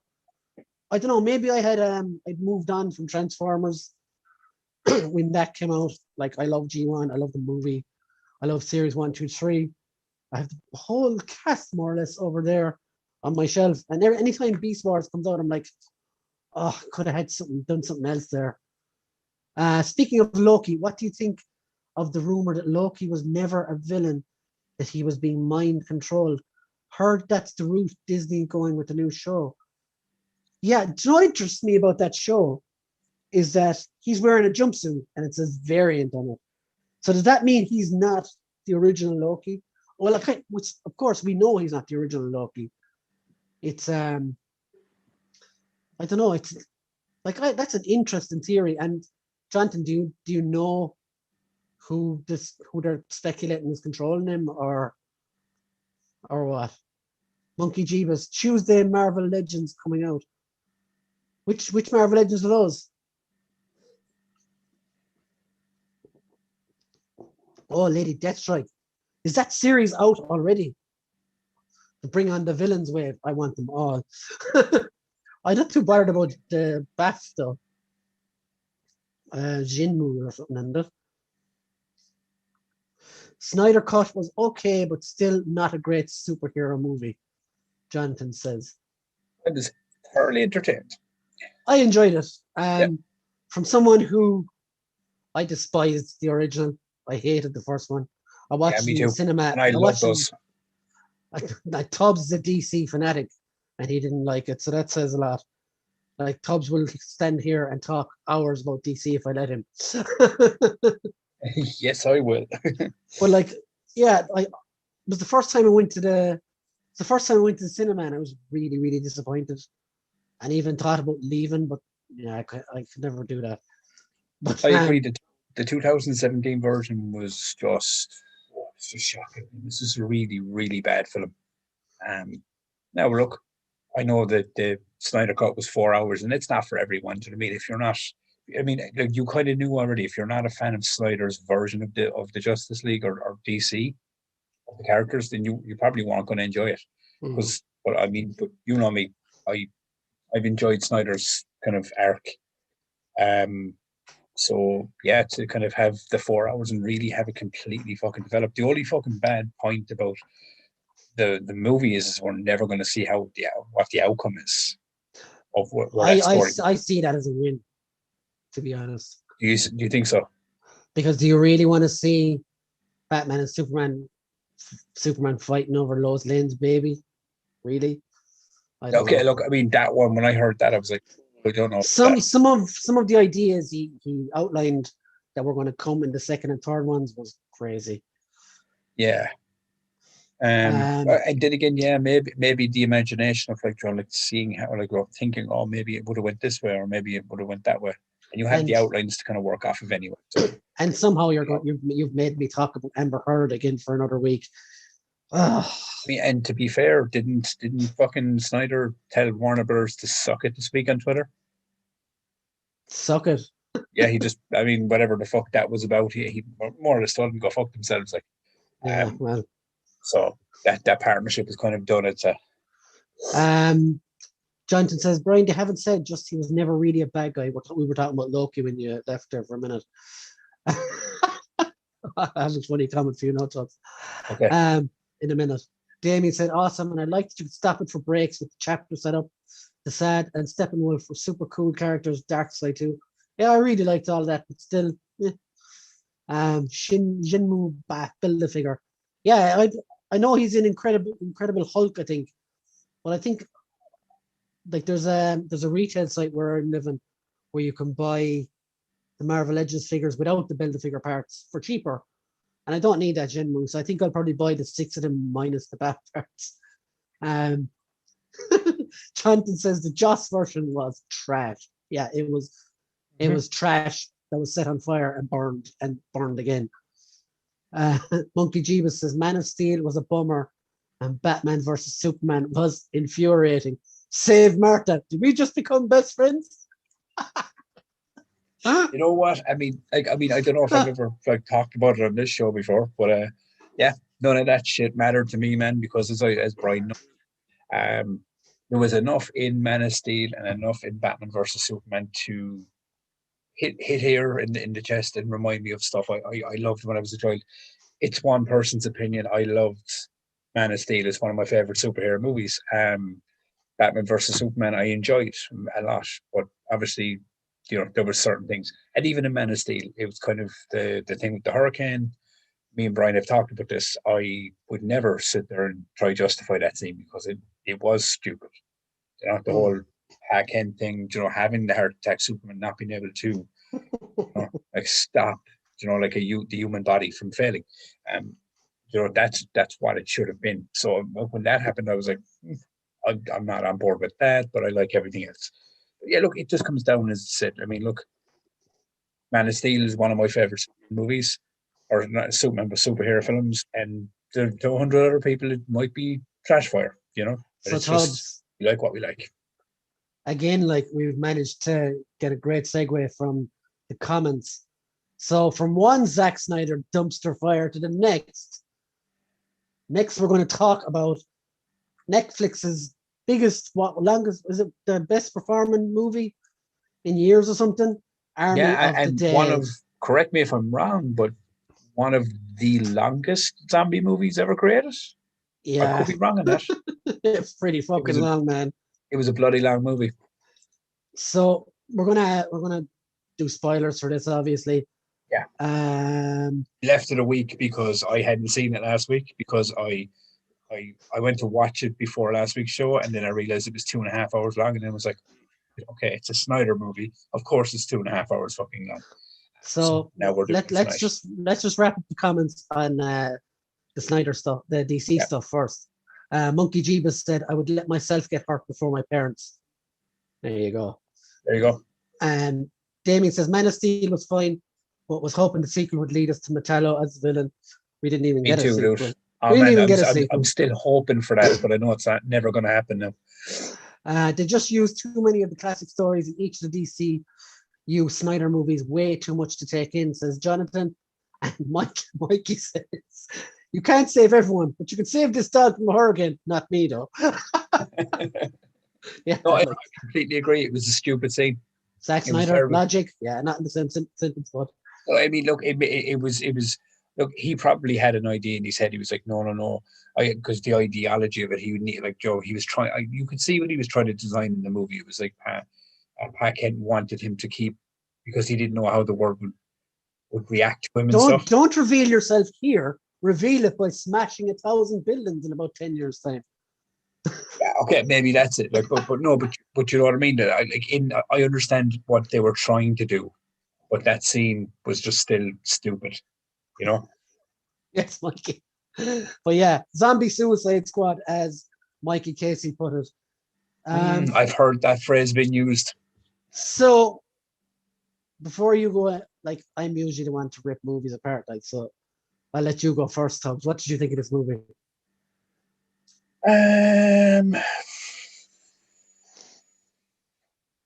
This isn't good. No, it's not. It's not good. The reason it's taken me so long to say it is because this was a hard one. Because there was things I did like, and there was things that I was left completely baffled and just, what the fuck am I watching type attitude. So I was very much a half and half bag on this one. Like there was scenes in, like we said, there is spoilers. one thing that ruins this movie, and I'll let you go on. No, go on. No, because I'm going to go into heavy spoiler territory, so I want to. Oh, I mean, okay. I want to see if you have the same idea.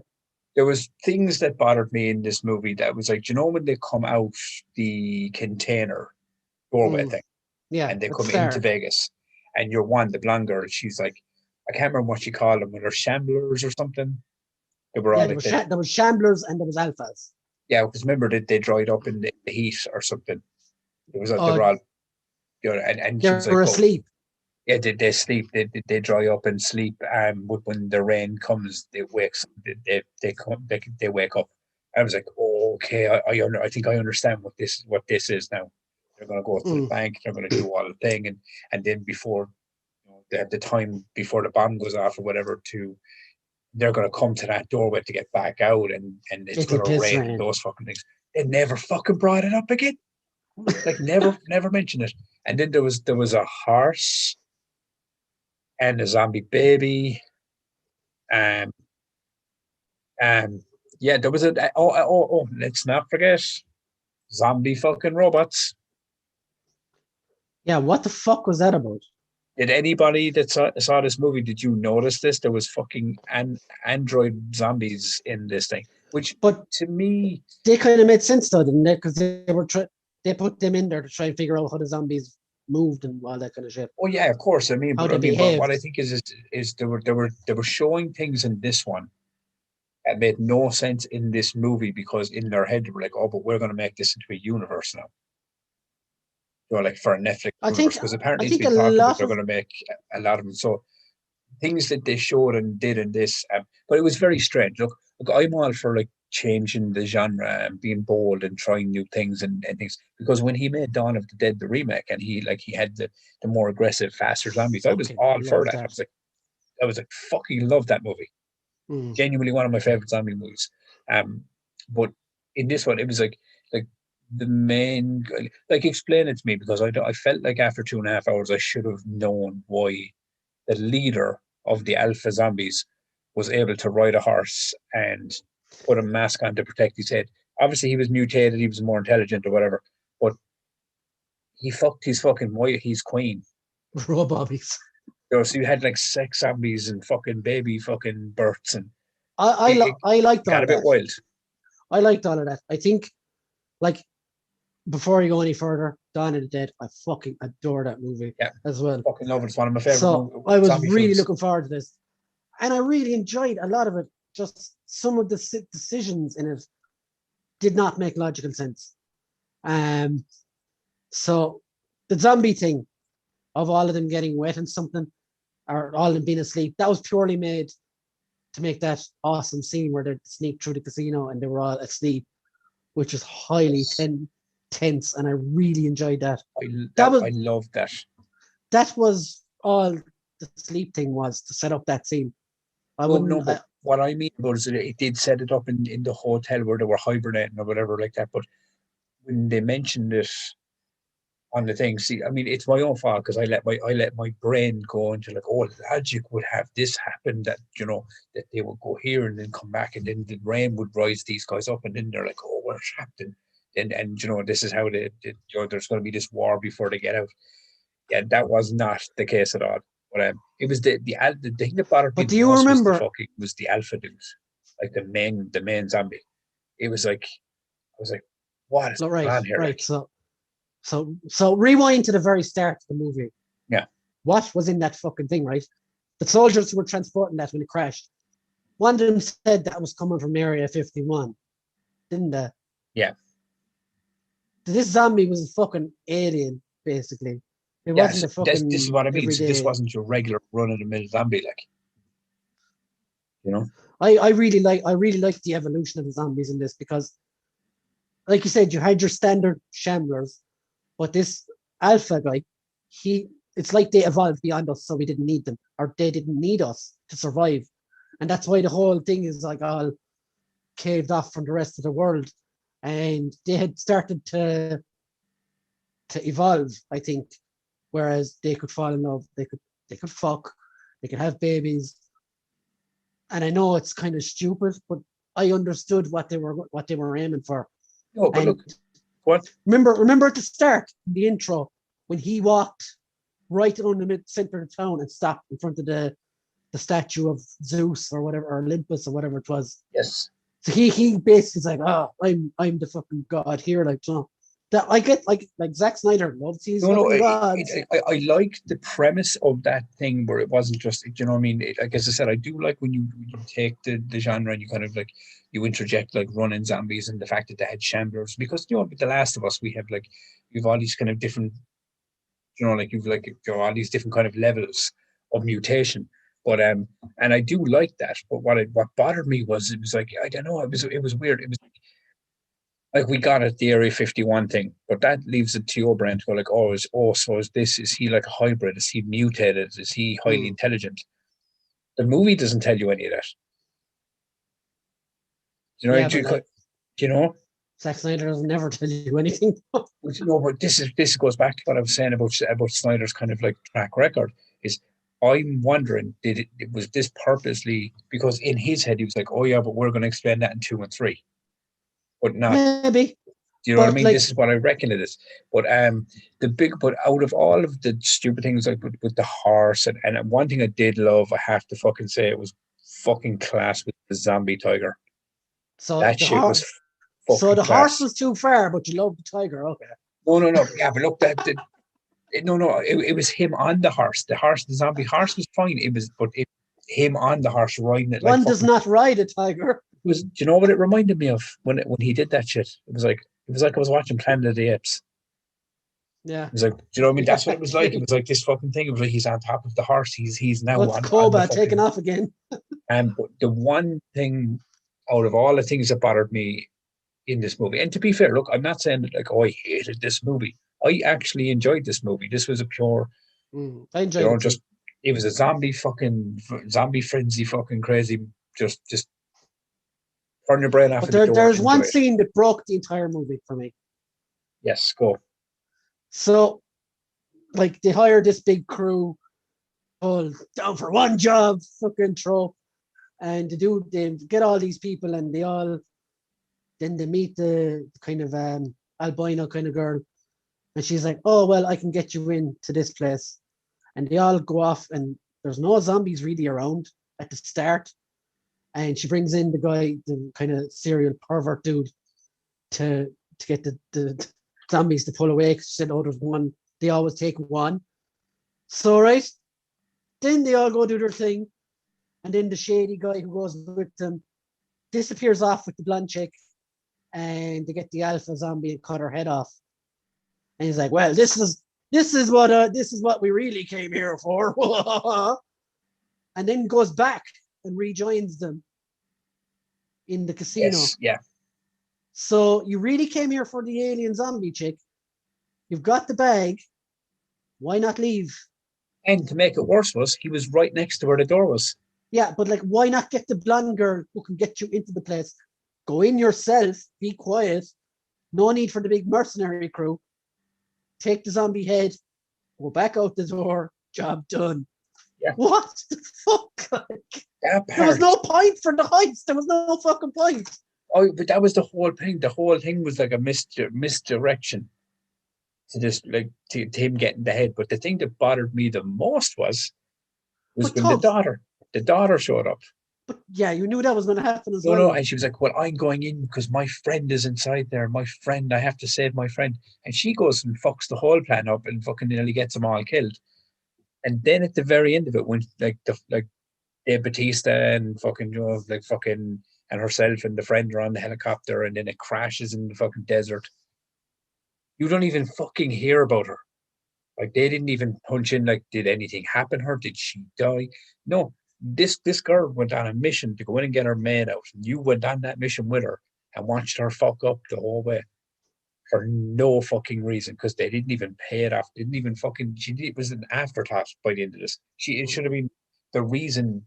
Like he should have like gotten bit and died and whatever, which kind of sucked the balls. Like, because if this is a 2 and 3, you're kind of looking at it going like, all right, Need a new lead star no now. spoilers, people, but like nobody. I mean, outside of the daughter that kind of fucked them all over, not on purpose, but and they all fucking died. So what was the fucking point? But like, yeah. And your man When I fucking think plays about it, it Ghost annoys and me. fucking Power. Like when he got out at the very end, like when the whole fucking thing, and he ended up getting out of the fucking safe and everything else, and he's like strolling across and he's on the plane, and then he's like, "Bit." I'm kind of going like, "Okay, I get what you're doing. You set it up. It's going to New Mexico. This is where the fucking virus is going to spread." But at the same time, I was kind of going, "It's like, why not leave him alive? Because he's the only, like, he becomes the new Dave Batista. Then it's like he's the guy that lived through this fucking thing, so he's the guy that goes in And with I the new." actually like him as an actor as well. And he was good in it, and he was good. Like He's great in Power. Like I had no problem with the team. I thought Batista did a great job. I think your man Ghost, he was brilliant in it. I liked the albino dude. I liked the I love the Safecracker fella. He was brilliant. the actual actors in it. I don't want to kill a zombie. The team and everything put together. I enjoyed them all. Like, And do you know what was a horrible moment as well? Like, it makes you feel bad for Batista's character the whole way through the film.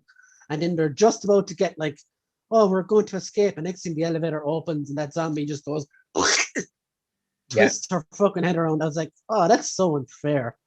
Yeah, so I mean, bad. That's what it was. It was like, Jesus Christ, it looks like there's going to be a thread of happiness here for him. But that's Snyder's, like, when he wants to kick you in the butt. Oh, come here, look. I mean, and it's crazy because you know how much I enjoy the Man of Steel and things like that, right? But what Snyder, you know what I mean? He goes like he has a certain way of doing things. It's like this, Tubbs. Design. Hope is a fire, and Zack Snyder is running around frantically stamping it out in all of his movies. Yeah, I mean, look, don't get me wrong. I mean, I love that he just goes out there. I mean, because apparently he did the cinematography on this and everything.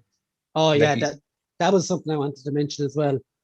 The fucking blurring, constant blurring. Oh my brain. Yeah, I know that was an artistic choice to do that, like, but and sometimes now, don't get me wrong, sometimes it did work and it really did kind of like help what was going on in the scene. But then there was other times you're kind of going like, Jesus, it's like the Wonder Woman team or the Amazon team. No, but not even that one. It was the Amazon team that they used in Justice League, where every time she did something, they played it.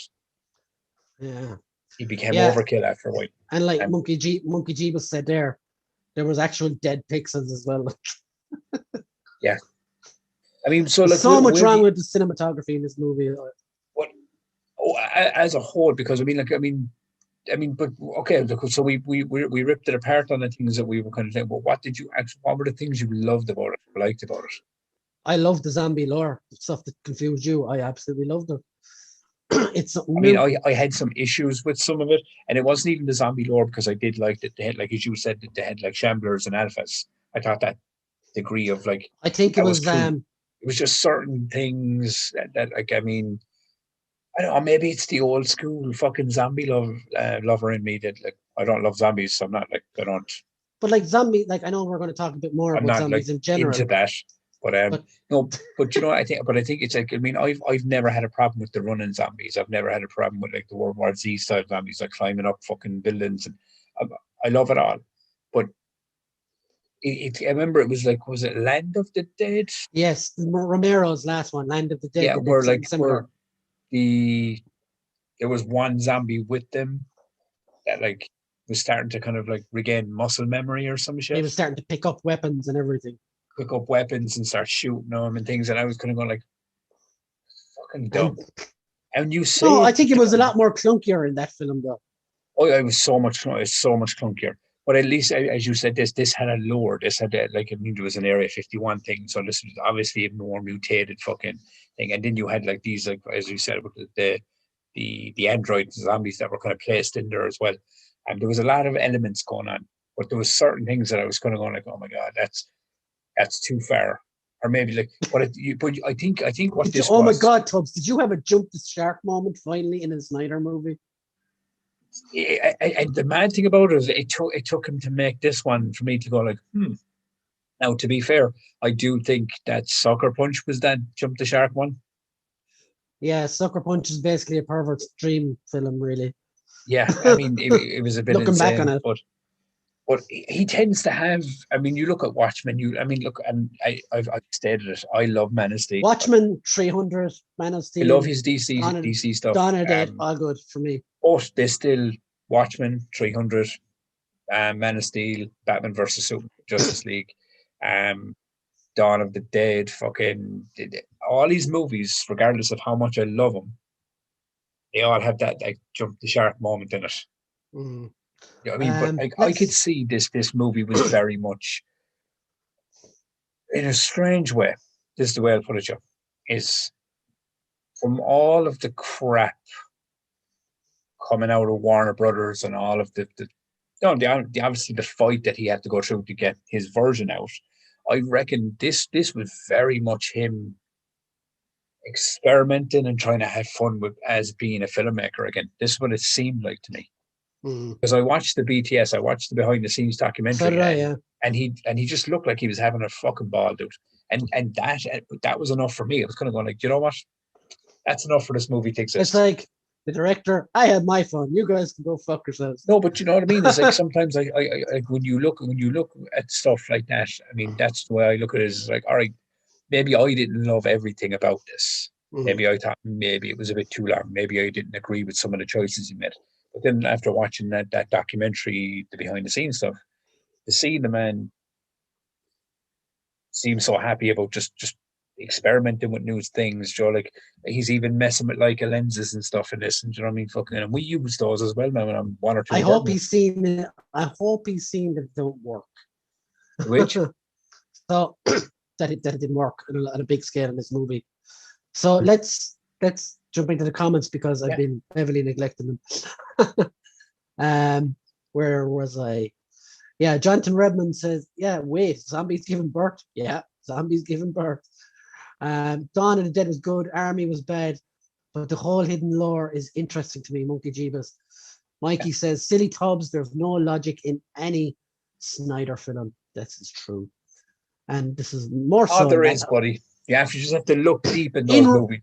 In recent Snyder movies. I mean, I could argue it's, I mean, genuinely with the Snyder Cut, there was a lot of deep thought in that movie, dude. We put about an hour into the Snyder Cut a few weeks ago. And I'm not talking about it. But like, if you actually sit down and watch that movie, there's a lot of deep talk gone into that entire fucking plan. Of course, he had 4 years to make it. Yeah. Well, I'm sorry, I didn't mean to cut you off, Tubbs, but anyway. Monkey Jeeba says those UFOs took off the aliens, had nanites to keep them alive in space, but it's not made for humans, so it kills the hosts and keeps them alive by resurrection. Is that actual canon? Because that sounds awesome. Is that what it was? Because I didn't get that from that movie at all. And he says Zeus is the only zombie that makes other alphas.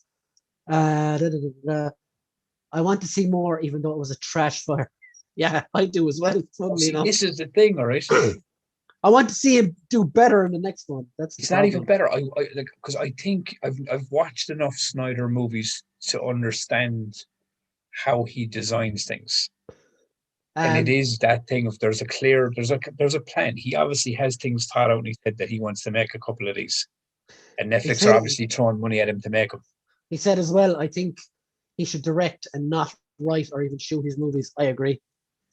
I think so. I think he's too much invested in this. So yeah, I mean, look, sometimes that can be an issue. Like, you know what I mean? When you kind of you write, direct, and fucking do it all, you know what I mean? You're too attached to the material as well, like, you know what I mean? So we had some trailers this week. We did. And we didn't talk about any of those yet. So we have the next Marvel Studios one, which is Eternals. We had Infinite starring Mark Wahlberg, and The Tomorrow War, which has Chris Pratt. So, Thomas, which one would you like to speak about first? I'll give you the shout. I haven't seen the Chris Pratt one, so if you want to bounce in on that one.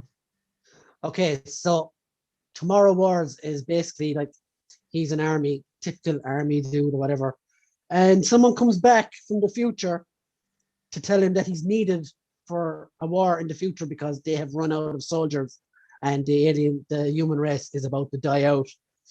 It's a pretty fucking cool concept, I have to say. Is the trailer's good, like, yeah? Oh, yeah, the trailer's really good. I watch it after we're done with the podcast, so... If you want, go and watch now, my joking. But yeah, it looks really cool. It's an interesting take on the whole future thing. You're enlisted to go into the future to fight a war in the future to save the present. And these kind of movies can get really messy or something in plot direction.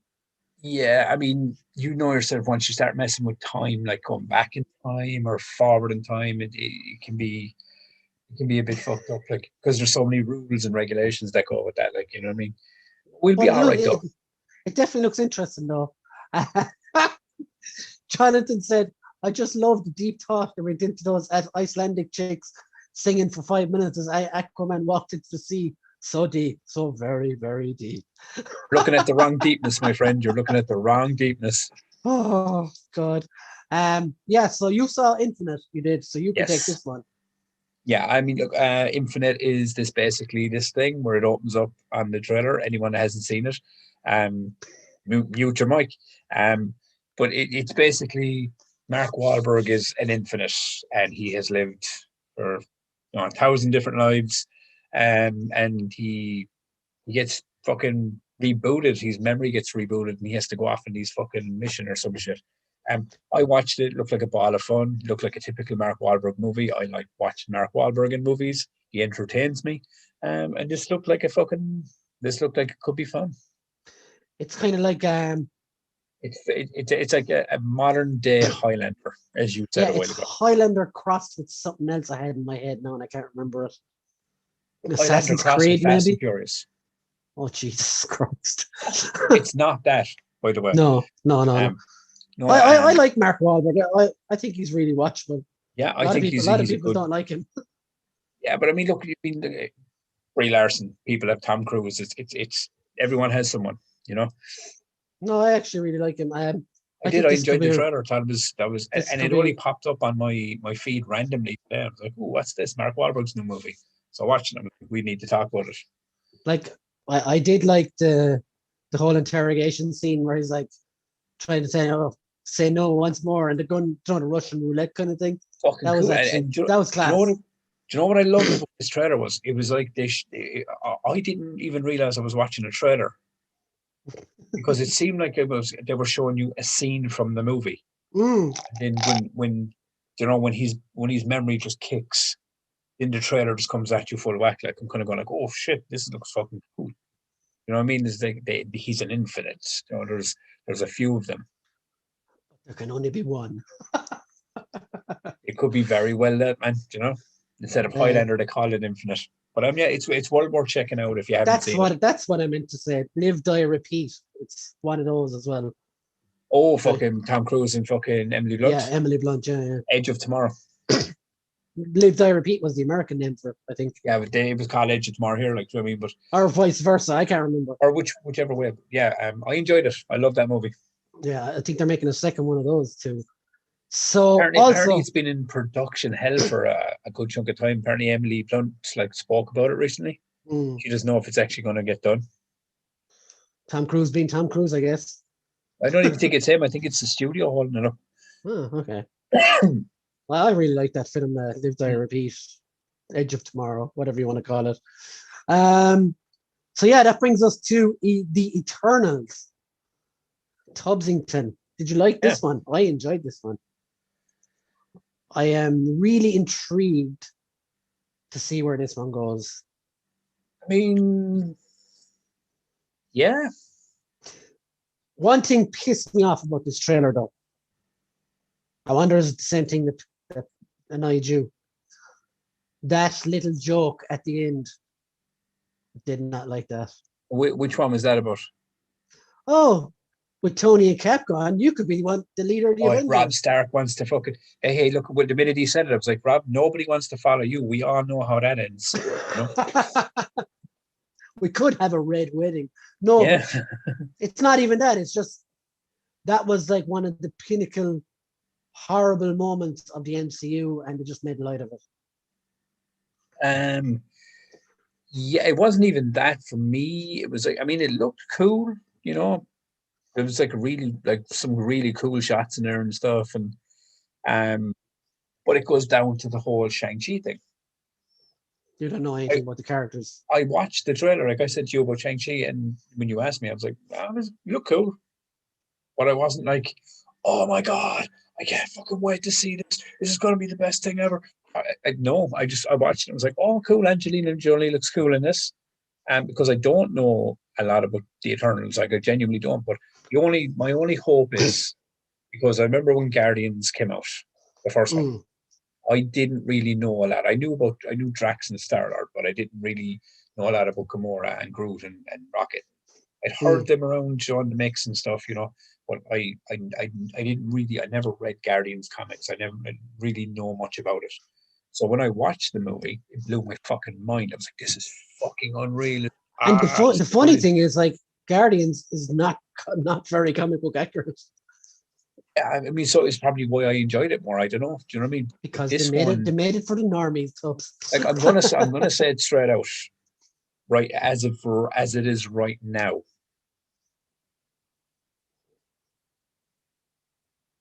With Shang-Chi and the Eternals, so far, I don't feel that the MCU's Phase 4 is as strong as the first three. That's only going off of these two trailers and what we've gotten so far. Because we still haven't seen Black Widow. But then you've got Black Widow, Doctor Strange, and all those to come yet. So, like, yeah. No, I mean, I've only said opinion-wise. I mean, like, and maybe that is simply because the first two trailers I've outside of Black Widow, first two trailers I've seen from Phase 4. This is taking away the TV shows out of this. This is just the movies. The Phase 4 movies that I've seen trailers for so far, I haven't been like going, oh my God, I can't wait. You know what I mean? I've been very much going, okay. Now maybe that'll change when I start to see like Thor Love and Thunder and Doctor Strange 2 and things like that, you know, as we go forward. And the Loki, because the shows have entertained me. Like, I mean, Falcon and the Winter Soldier was grand. I didn't love it. I genuinely didn't love it, but it was grand. For anyone who isn't from Ireland here, grand means utterly average. Yeah, it was all right. Do you know what I mean? It was just right in the middle. enjoyed the fuck out of it. But I mean, I enjoyed some episodes and I didn't like some episodes. It was very much a mixed bag for me. Wanda I loved, so I'm assuming I'm going to love Loki. You know what I mean? But for the movies so far, because I'm only going off of the trailers because I've seen 2 trailers. I haven't been blown away like I was for most of the first 3 MCU the phases. It's very weird, you know. But then again, you got to look at it. They're kind of in restart mode as well. Yeah, you know what I mean. So, like for Shang-Chi, it's very much the trope of boy moves away from disappointed dad and comes home, and disappointed dad now wants to kill him, and he will rise up and defeat him. That is very cookie cutter for me. But I think the fight, all of that will rest on how the choreographing is done. Yeah, of course. If the fights are awesome, let's bring it on. But Eternals, to me, it's always, I've read a bit of the Eternals down through the years, and if they do anything like the Jack Kirby, like I know there's an attachment to Thanos and stuff there. Like I know that much. Yeah, Thanos is originally a deviant who are the bad guys in this. So, like, the fact that they're going to go through time, I really like that. And the whole, we haven't interfered before, but we're going to interfere now. But why, like, if what's making them interfere now if Thanos snapping half the world away, half the universe that's away? That's what I was kind of thinking. It was kind of but like the entire half the planet got snapped away. Like unless, and you said that they're jumping through time, maybe they're on about that is the time frame that they're about to jump in on. Yeah, right after Thanos. Like, I know, like, I don't know, but I feel, and I think I'm right, that Shang-Chi will be good. It'll be a good watch. But after it, kind of like Ant-Man, you'll be like, oh, that's cool. I watched that. But I think Eternals will be a lot better. And I know some of the comments already don't agree with me, but I think that's going to be much more intriguing as to what happens going forward in the unless the Eternals, well. Brian, unless the Eternals is the movie that like lets us know what's coming. Because first arc of the new Thanos level threat. Because like Kit Harington is playing Black Knight, Dane Whitman in the movie, and he's a massive character going forward in the Avengers and stuff, and that could lead down to Captain Britain and all that kind of stuff as well. So there's a lot, I think, riding on this. The casting is fairly good. I don't like the Irish guy that's in it. The guy that was in Love Hate, little fella. I can never think of his name. Oh, is that who that was? Yeah, the little scumbag fella. Yeah. What's his name again? He kind of blew up after Love Hate, like.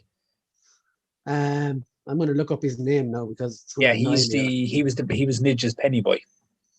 That's the one, I think. But Barry Keoghan, he's playing Druig in it, and then you've got Kumail Nanjiani as well. I'm not a huge fan of him, but he can be funny. Yeah, but isn't he supposed to be the most powerful of the Eternals? No, that's Icarus. That's Rob Stark. Rob Stark's character. Yeah.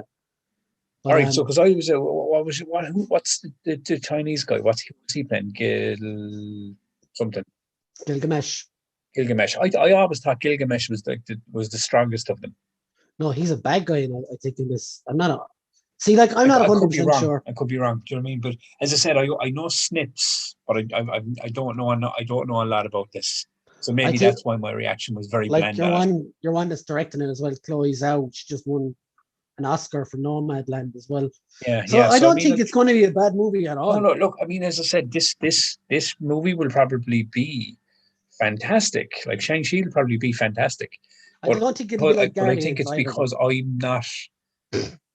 I never read these characters. I never really kind of dug into the comics of these characters, so I don't really know a lot about them. So I think that's for me personally that I'm looking at Phase 4's movie starting, and I'm kind of going like, I don't know. This isn't drawing me in like the first three phases did so far. The shows are in a way, but not the movies so far. Let's look at the comments. Monkey Jesus says about the Chris Pratt movie. Doc Brown, Chris, you have to come back with me. Your kids are Schwarzeneggers. About the Eternals, eternally boring. I understand why Hollywood wants to replace gingers. Jonathan Redmond says, Eternals pretty narf.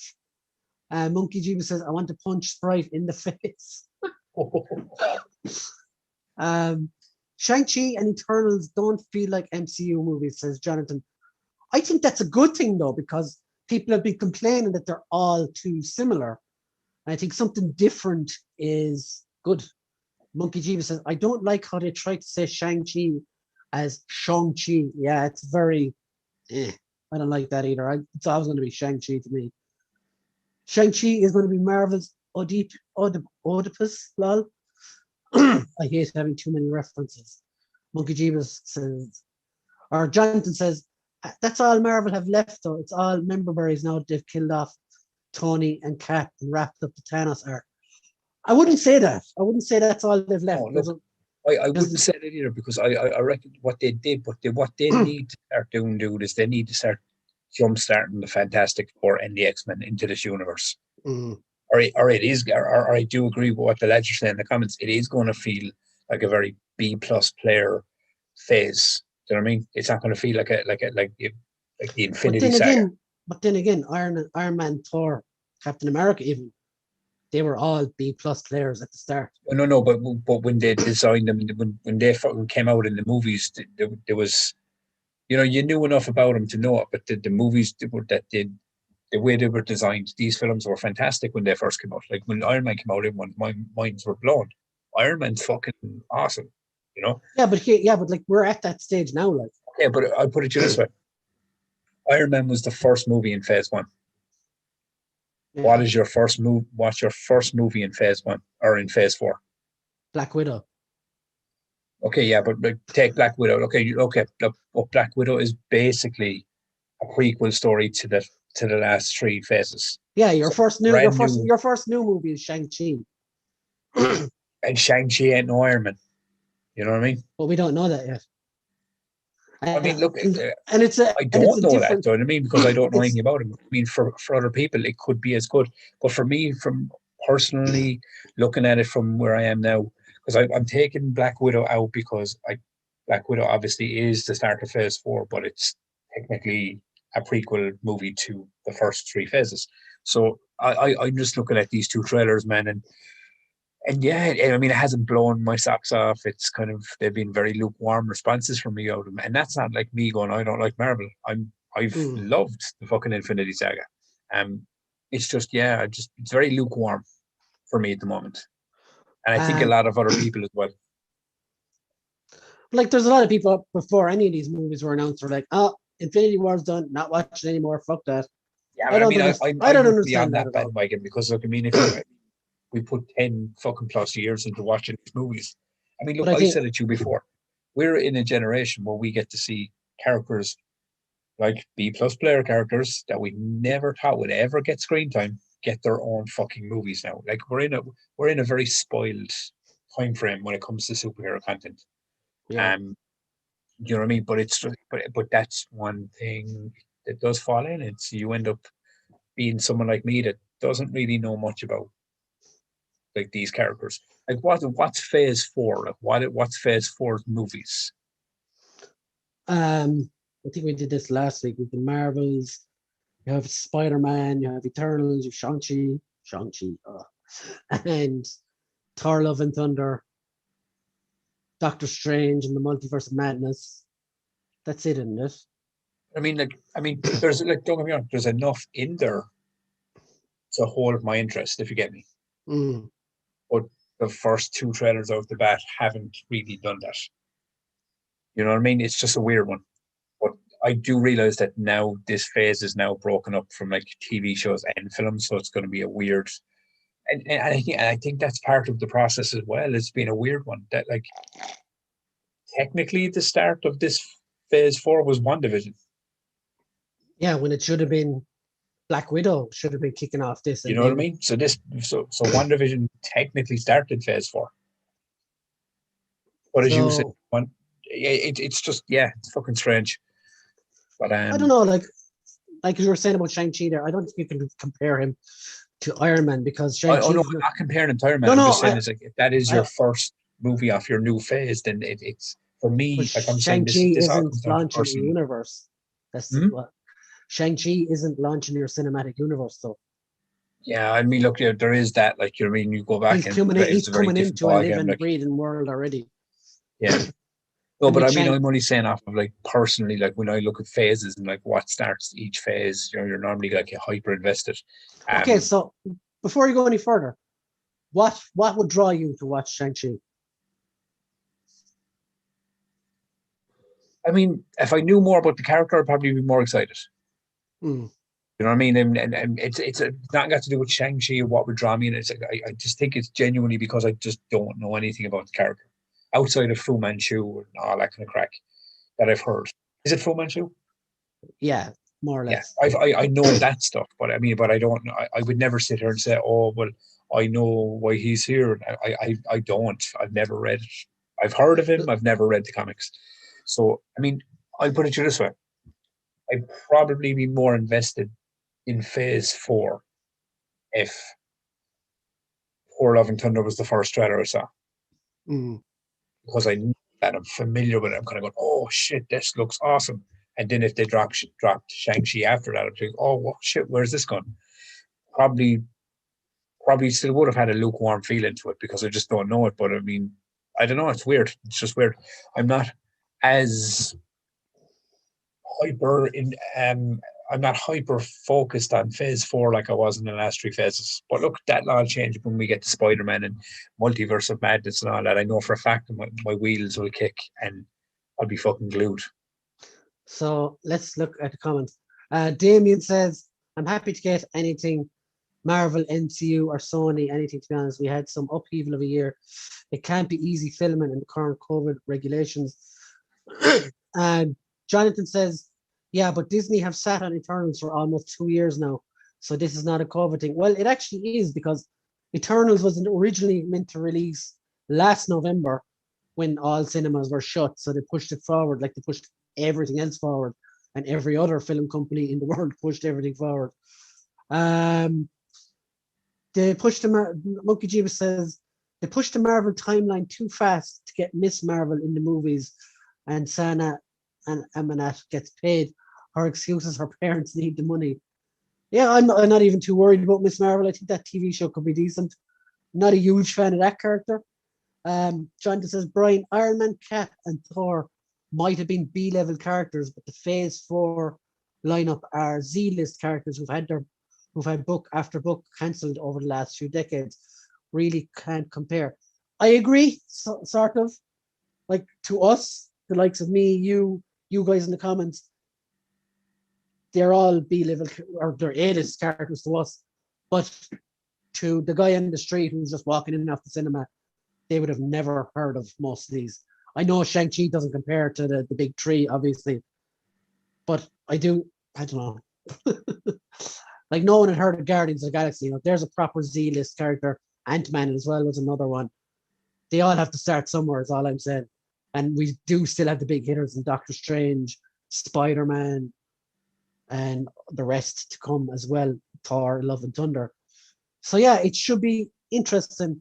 Monkey Jeebus said they should have Iron Man or Iron Fist in Shang-Chi. I think everyone needs to get the memory of that horrible Netflix show away before they bring him back.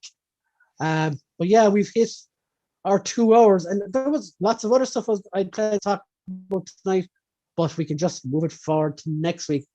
So guys, I want to thank you all for engaging in this awesome MCU discussion. I could talk about the MCU all day, just like Tubbs could talk about DC all day.